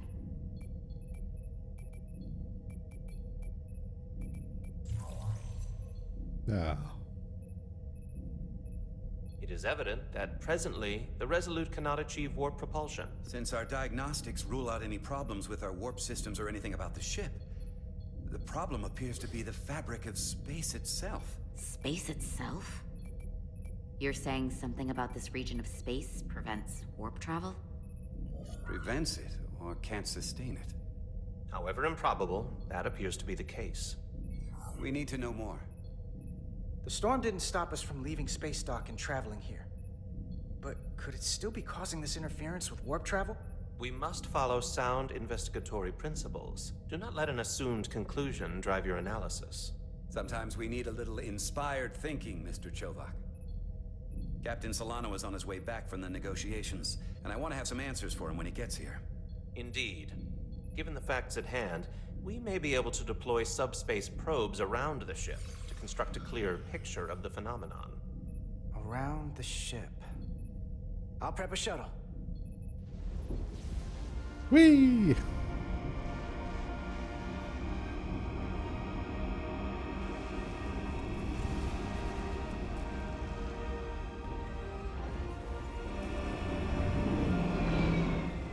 Hang on, the shuttle bay's on the front. You've gone mad. Mad, I tell you. I'm setting up a waypoint at a distance roughly corresponding to the edge of our warp field. When we get there, I'll deploy the first probe. Fly the shuttle. Forward, backward, turn, and strafe. Alright then, okay.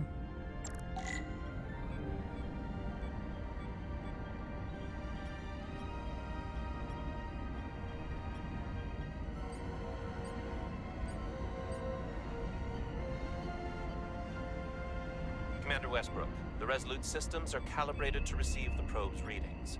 We are standing by to reproduce the warp field collapse after the first probe is deployed. Thank you, Mr. Chovak.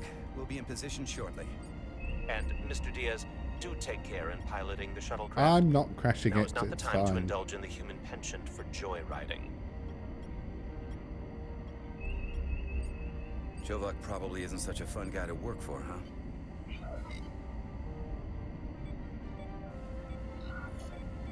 Nah, Lieutenant Commander Chovak's not so bad. You know, once you get used to him. And, I've learned a lot working under him. I have a feeling I'm going to have to work harder to be a political animal like you. With this new first officer coming aboard.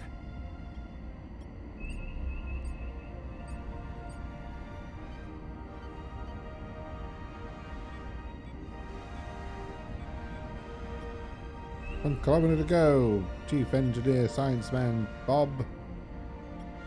Oh, nearly there. We're there! This is far enough.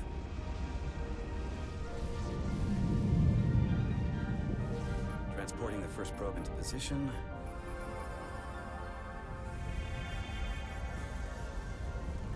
It is shiny. Westbrook here. The first probe is deployed. Understood. We are reading it. We are about to replay the simulation. I mean, let me get some more probes down. Problem? Don't get me wrong. Things are definitely trending up with Commander Rydek. She's put my ideas into action. And she listened to me when your life was on the line out on the hull. That sounds like a good thing. It is. But I'm still trying to figure out if she's right for the job. It's not your job, Science She didn't Officer. go through what the rest of us did. Still got chosen to be #1. Can't tell if she was actually siding with me, or if we just fell on the same side. From what I know, Rydek's a real leader. Yeah, that is what we need, isn't it? From a first officer? Sure. Fair enough. Test is running. Warp field collapse in 3, 2, 1, mark.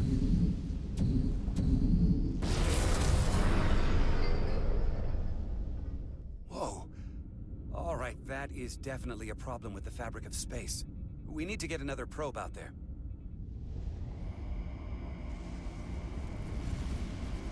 With 2 points of data, the Resolute and the probe, we've managed to get an interference pattern. I'm setting a waypoint to a particularly strong area of interference. We'll deploy the second probe there. Okay. Ooh, hello. Listen, I'm gonna give you a piece of advice I wish someone had given me. Make sure you're never just one thing. And don't get so focused on what's in front of your face that you lose sight of the big picture. Before Rydek showed up, The captain pulled me into his ready room and told me he didn't think I had the people skills to be first officer. Well, you don't. You're a knob. What a load of crap. I mean, if he'd said that about Chovak, sure. I appreciate the advice, Commander.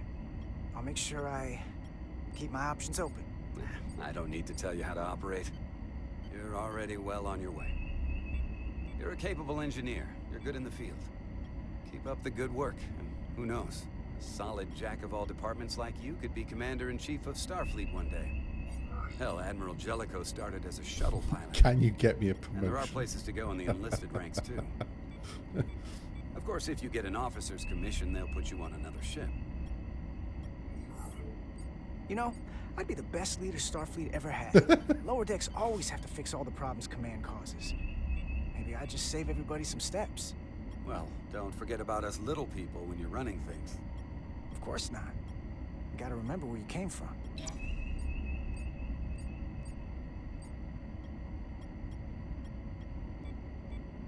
He's such a maverick.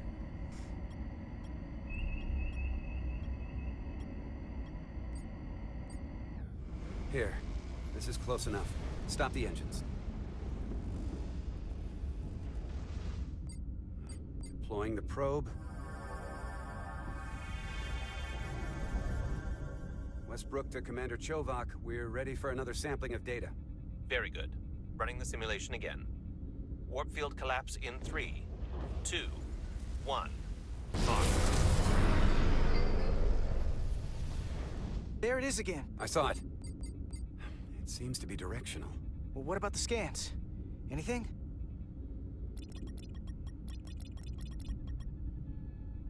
Here's the readings in relation to our local space.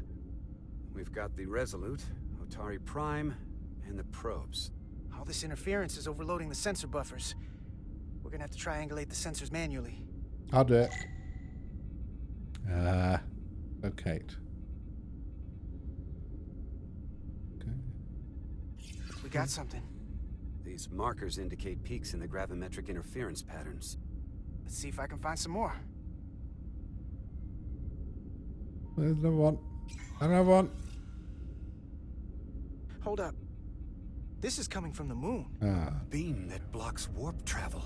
Aimed right at us. Someone is doing this intentionally. I don't know how they're doing it. This is like nothing I've ever seen.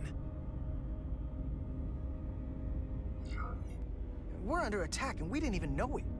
We need to stop them. Unplug whatever it is they're hitting us with. Now, look here. It's our current readings of the ion storm. These concentrations, they line up with the interference pattern. The storm and this beam, they're coming from the same place. Carter, whatever petty local conflict brought us here, it's just a small part of something much bigger.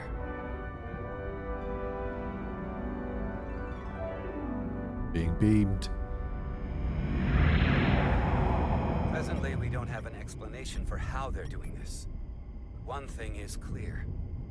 This is no fluke. Thank you, Mr. Westbrook. I want a full briefing when I'm back on board. Solano out. Zoinks, Scoops! A targeted weapon that inhibits warp travel. Coming from the moon Tau. That would explain the difficulties my shuttle encountered.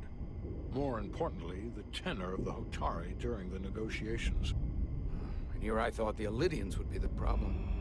Coming to peace talks in a warship. This wasn't supposed to be so complicated.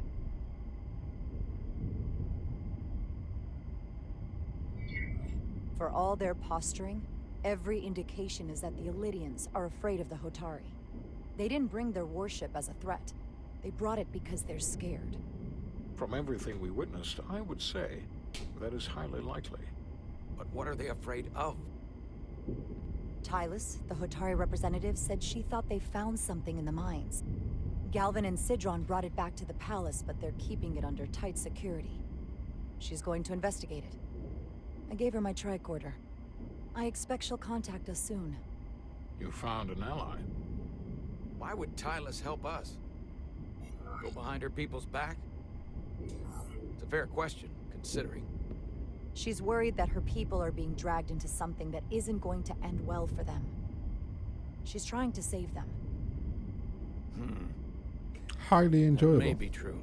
She's certainly more likely to help than the other Hotari Sketcho. we've met. Highly enjoyable. That raises another question. Specifically, what do the other Hotari have to gain? IGN did a review on it yesterday. They said it was to excellent. make this hostile maneuver against us? I agree. I think this is There must be some motivation. a delight. It's really good writing. Unless they It's changed their minds between when they asked and when we got here. Sidron was very curious when we spoke outside the Queen's chamber. Yeah. He wanted to know all about us, our ship, the Federation. He wasn't giving any it's answers. what, £23 He was on looking for Epic or whatever it is? for Well, the I'm minute? sure you didn't tell him too much. No, it's not from Telltale. New studio, new outfit. I think don't they're in think a the German-based Aliens know what's studio. really I down can't on that remember. moon either. Major Arminta said the revolt defied explanation. We've been at this that the Hotari miners 2 somehow hours. harness the energy of the storm. Hard to say how far we are. I can only imagine it's a 6 to 8 hour story. That is beyond even our capability. But I mean, it's very compelling. So is a weapon that disrupts warp travel. There have been civilizations and entities, both past and present, far more technologically advanced than the Federation. The Illidians and Hotari don't fall into that category. But that is all the more reason to investigate further. Commander Rydek, sorry to interrupt. We've received an urgent call from Hotari. The Queen's advisor, Tylus, has asked to speak with you. Put her through.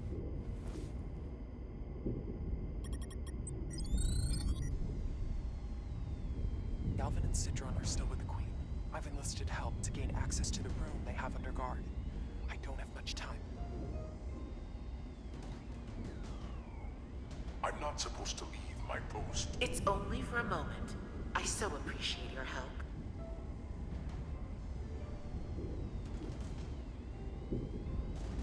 I found something. I'm sending you a scan. Ooh, it's gold and shiny. Got it. Tylus, if we needed to gain access to the mines on Tau, is that something you could help us with? I suppose it wouldn't be easy, but I have to go. Tylus. Can we reconnect? Sorry, Captain. We've lost all contact. We can only hope she escaped without harm.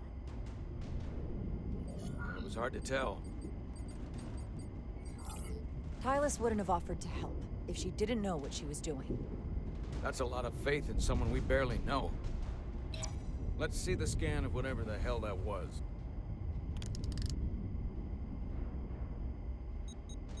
Tylus suspects this came from the mines on Tau.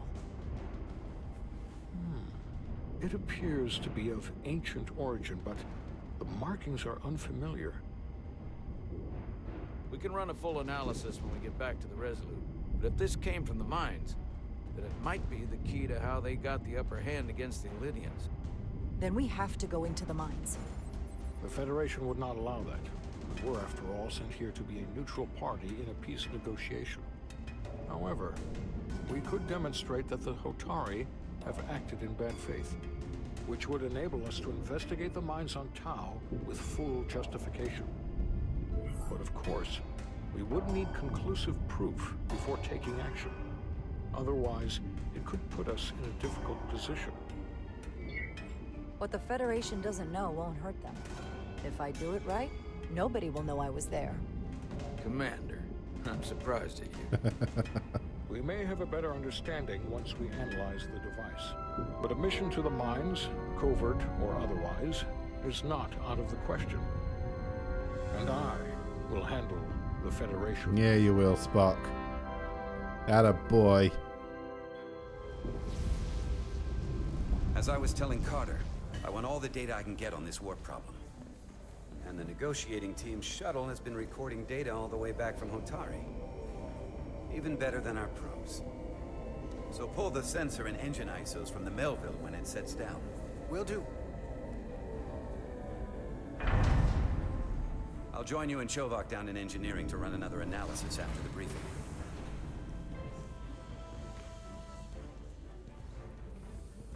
I didn't like this warp problem when we thought it was some astronomical anomaly.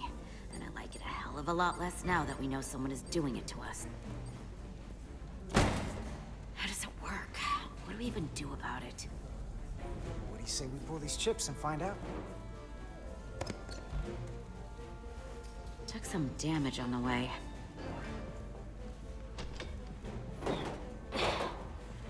That ionic interference scored the hull plating. Might be some micro welds. Let's try pulling together. All right. 3, 2, 1. It won't budge. Gotta be the storm damage. We need to... Welcome back. Any excitement down on the surface? Excitement? No. Nothing like that. Hey, can you hand me the EJ7 interlock? From the toolbox. I don't know what that is. Not much use for one on a security detail, huh? Carter? Yeah, I'll get it. Uh-oh.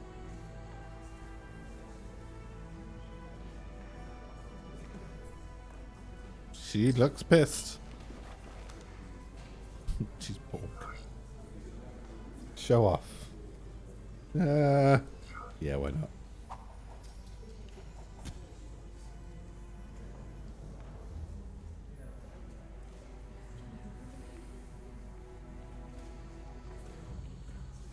Okay, I'll apply pressure while you decouple the panel. Over here.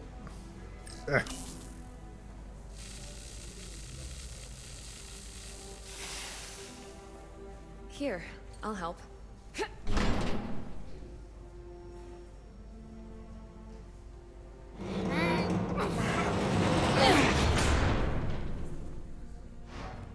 We've got this.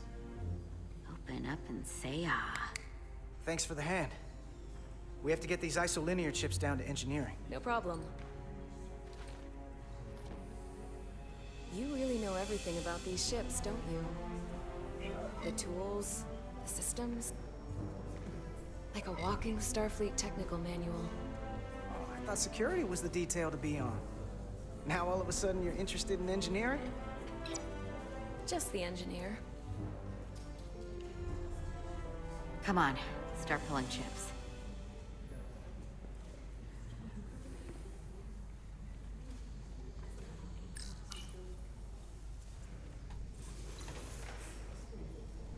Take them all out. We'll have this one, and this one, and this one, and this one, and this one. Oh, oh, oh. Oh, oh. What's this? Some kind of crystal formation?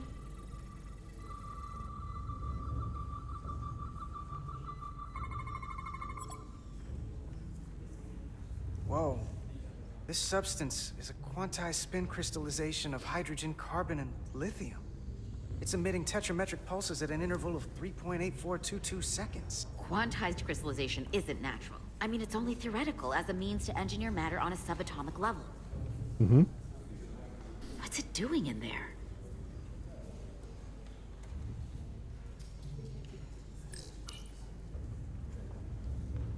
Wait. Regulation 364, subsection 9. What? Regulation 364, subsection 9 orders that in the case of an unknown foreign substance infiltrating a sealed system, it will be placed in secure confinement before further examination. Retrieve a containment module. Don't you think we're more equipped to deal with whatever this is? Uh-oh. Uh-oh. No. Before anything else, this is a security issue. You don't even know what this is. Which is why we need to study it. Once it's contained. This is another piece of the puzzle we're trying to put together. We should be investigating it. And you can. In the containment lab. But protocol is protocol. I can't make an exception just for you. I'm still going to report these crystals to Commander Westbrook when we send the shuttle data. And I will inform my superiors. I'm taking this just as seriously as you are. But I overheard talk about the warp disruption on the shuttle. Now these crystals? Maybe this situation is more than we can handle with just a science vessel. We could trigger a distress call, get Starfleet to send more ships. Or I could send a message to my old CO on the Adirondack. Yeah. Get some combat-tested Oh. vessels. We shouldn't do this alone. Miranda, you gotta be more careful. Someone hears that, they could think you're talking mutiny. I'm just trying to figure out how we can help. Okay, stand back.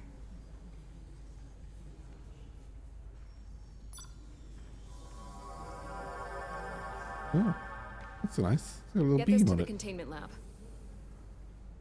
We'll get it set up for you. I'll let you know when it's safely confined.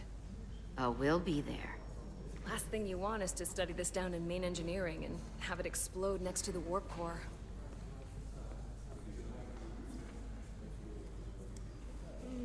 Oh, okay. Almost forgot. Can't have that.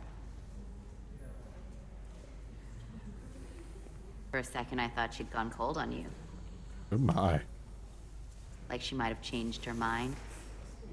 But I guess this whole situation has her spooked. Maybe she knows more than us? Or it's because this is all happening so fast?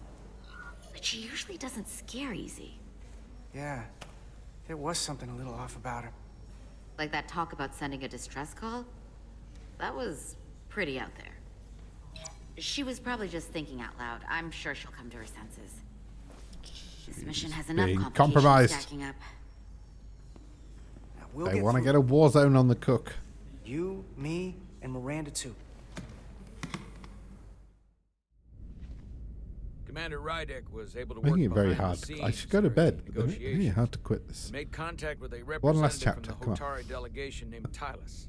She mentioned an unusual artifact of unknown origin being held under tight security within the Hotari Palace, which she believes came from the mines on Tau. Now, this artifact might have a connection to the revolt, to the storm, and to the warp disruption we now know has been targeted at the Resolute. Commander Rydek, if you want to take it from here. Aye, sir. Of course. Tylus managed to infiltrate the heavily guarded location within the palace and sent us these scans using my tricorder. It appears to be some sort of control panel, possibly connected to the warp disruption weapon originating on Tau. Of particular interest is this symbol, which we couldn't identify the origin of. The Federation database has records from a vast number of civilizations. If anyone from Starfleet has come across this before, the system should recognize it. Cross-referencing with Federation records. Displaying symbols from Federation database with a 90% probability of match or higher. Select a symbol to further analyze. No. No. No. Oh. What? No. No. That's just a cube.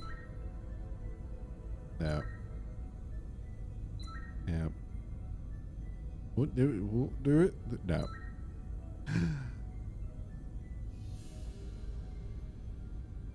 Could it be?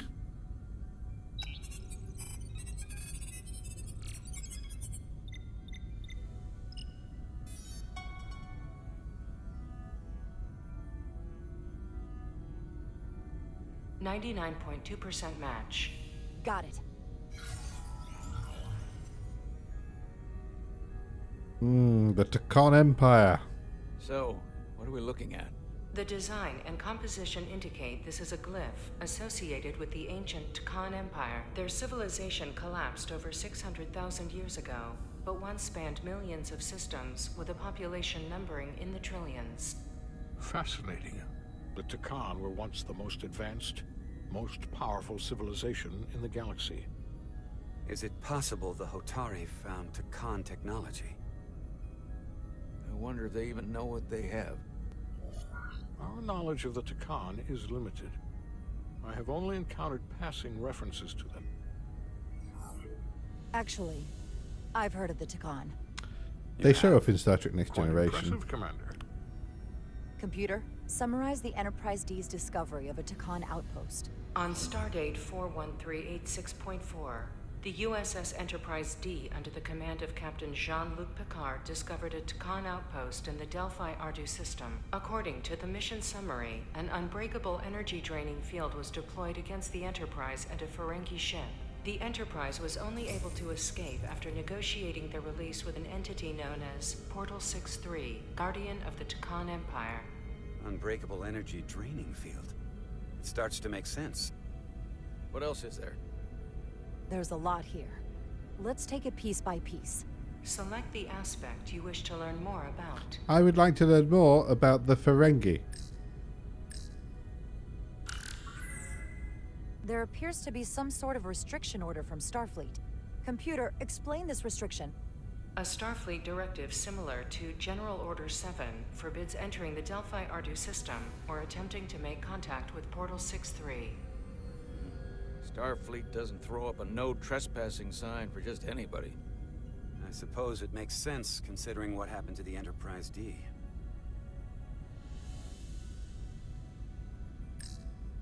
The technology to capture and hold the Federation flagship would have to be unbelievably powerful. Computer, what else can you tell us about the energy-draining field the Tkon used? The Enterprise D was unable to break free on its own. The precise nature of the technology was never fully understood. Only that the crystalline technology used was beyond the comprehension of then-current Starfleet science. The engineering team found a quantized spin crystal formation in the shuttle you took to Hotari. They registered tetrametric radiation coming from it. We have Tkon technology on board right now? We might. I'll run a full analysis in the containment lab. Not in the films, in the show. Like season 2, 3 or something. Before Riker needed to shag his way out of the problem, you know? What sort of planet is Delphi Ardu 4? Delphi Ardu 4 is an M-class planet, a barren rocky world with little to no vegetation and frequent ion storms.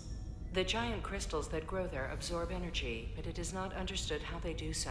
The entire Delphi Ardu system, consisting of 11 planets, was considered completely uninhabited until the encounter with Portal 6-3. Frequent ion storms. That can't just be a coincidence. Someone from the Tkon Empire is actually still around. Or at least was, 16 years ago. Computer, what other information do you have on Portal 6-3, Guardian of the Tkon Empire? The entity known as Portal 6-3 is of an unknown nature. A biped humanoid, he was unaware that the Tkon Empire no longer existed at the time of the encounter. He was able to control the crystal-based technology of the Tkon outpost through apparent telepathic means. It was by his choice that the Enterprise was released from the energy draining field after Commander William T. Riker of the Away Team argued on behalf of both Starfleet and the Ferengi. Telepathic control of their technology. As I I think it have was said, technically the first they were the appearance most of advanced not civilization Quark. in the galaxy. The Elydians should have crushed the revolt. But if the Hotari have Tkon technology and can control it, I see why they're willing to negotiate peace. For all we know, this could be just the beginning. And we're up against something greater than we can imagine. For now, it's probably best we don't let on how much we know. Play our cards close to the vest. Smart. I agree. Then when the time is right, we can confront them. Diplomatically, of course. Yeah, with my fist. Right. We've been able to triangulate the source of the ionic interference and warp disruption to a specific mine on Tau. Engineering used the latest data from your shuttle to pinpoint its origin. There. So we know where to look. We need to know what's down there. What the Hotari are hiding, to better understand what we're up against. And to neutralize it if we can. Captain, embarking on a mission to the Hotari moon would not be viewed favorably by either side. Let's do it quietly, However, then, eh? given the circumstances, we are entirely within our rights to defend ourselves. I just want to make sure this doesn't blow up in our faces. Which is why I'm thinking of sending Commander Rydek on a covert mission to Tau. Stealth. Assuming you're up to the task. It would require absolute secrecy. And obviously, it's not without risk. I'll get the Away Team in and out. They're in safe hands with me.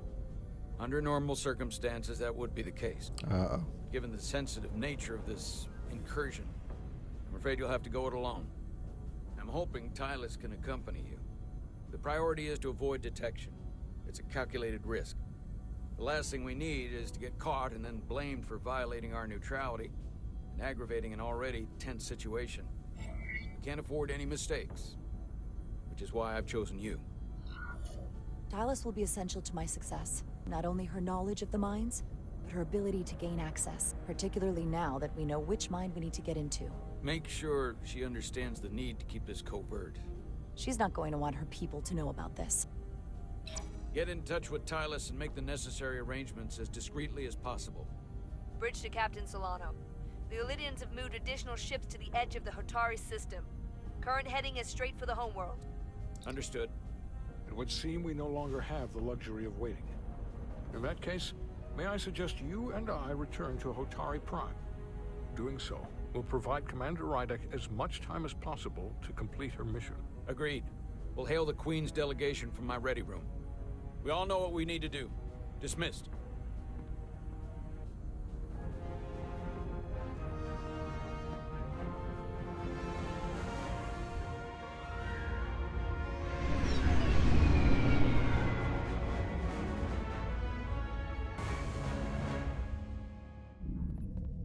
We have to stop. If I don't stop now, it will never end. Or rather, we'll pass the threshold probably in the next half an hour where we'll feel like we're about an hour away from the end, followed closely by, oh, there's another half an hour left, followed by it's 3 in the morning. So we're going to stop and we'll finish this another time. I'm really enjoying it though. Oh, we haven't met someone. I will stream it as well. I will, whatever the second half of this is, I will stream it. So whether you, and I'll archive the whole thing, so you'll be able to watch it back when you want to.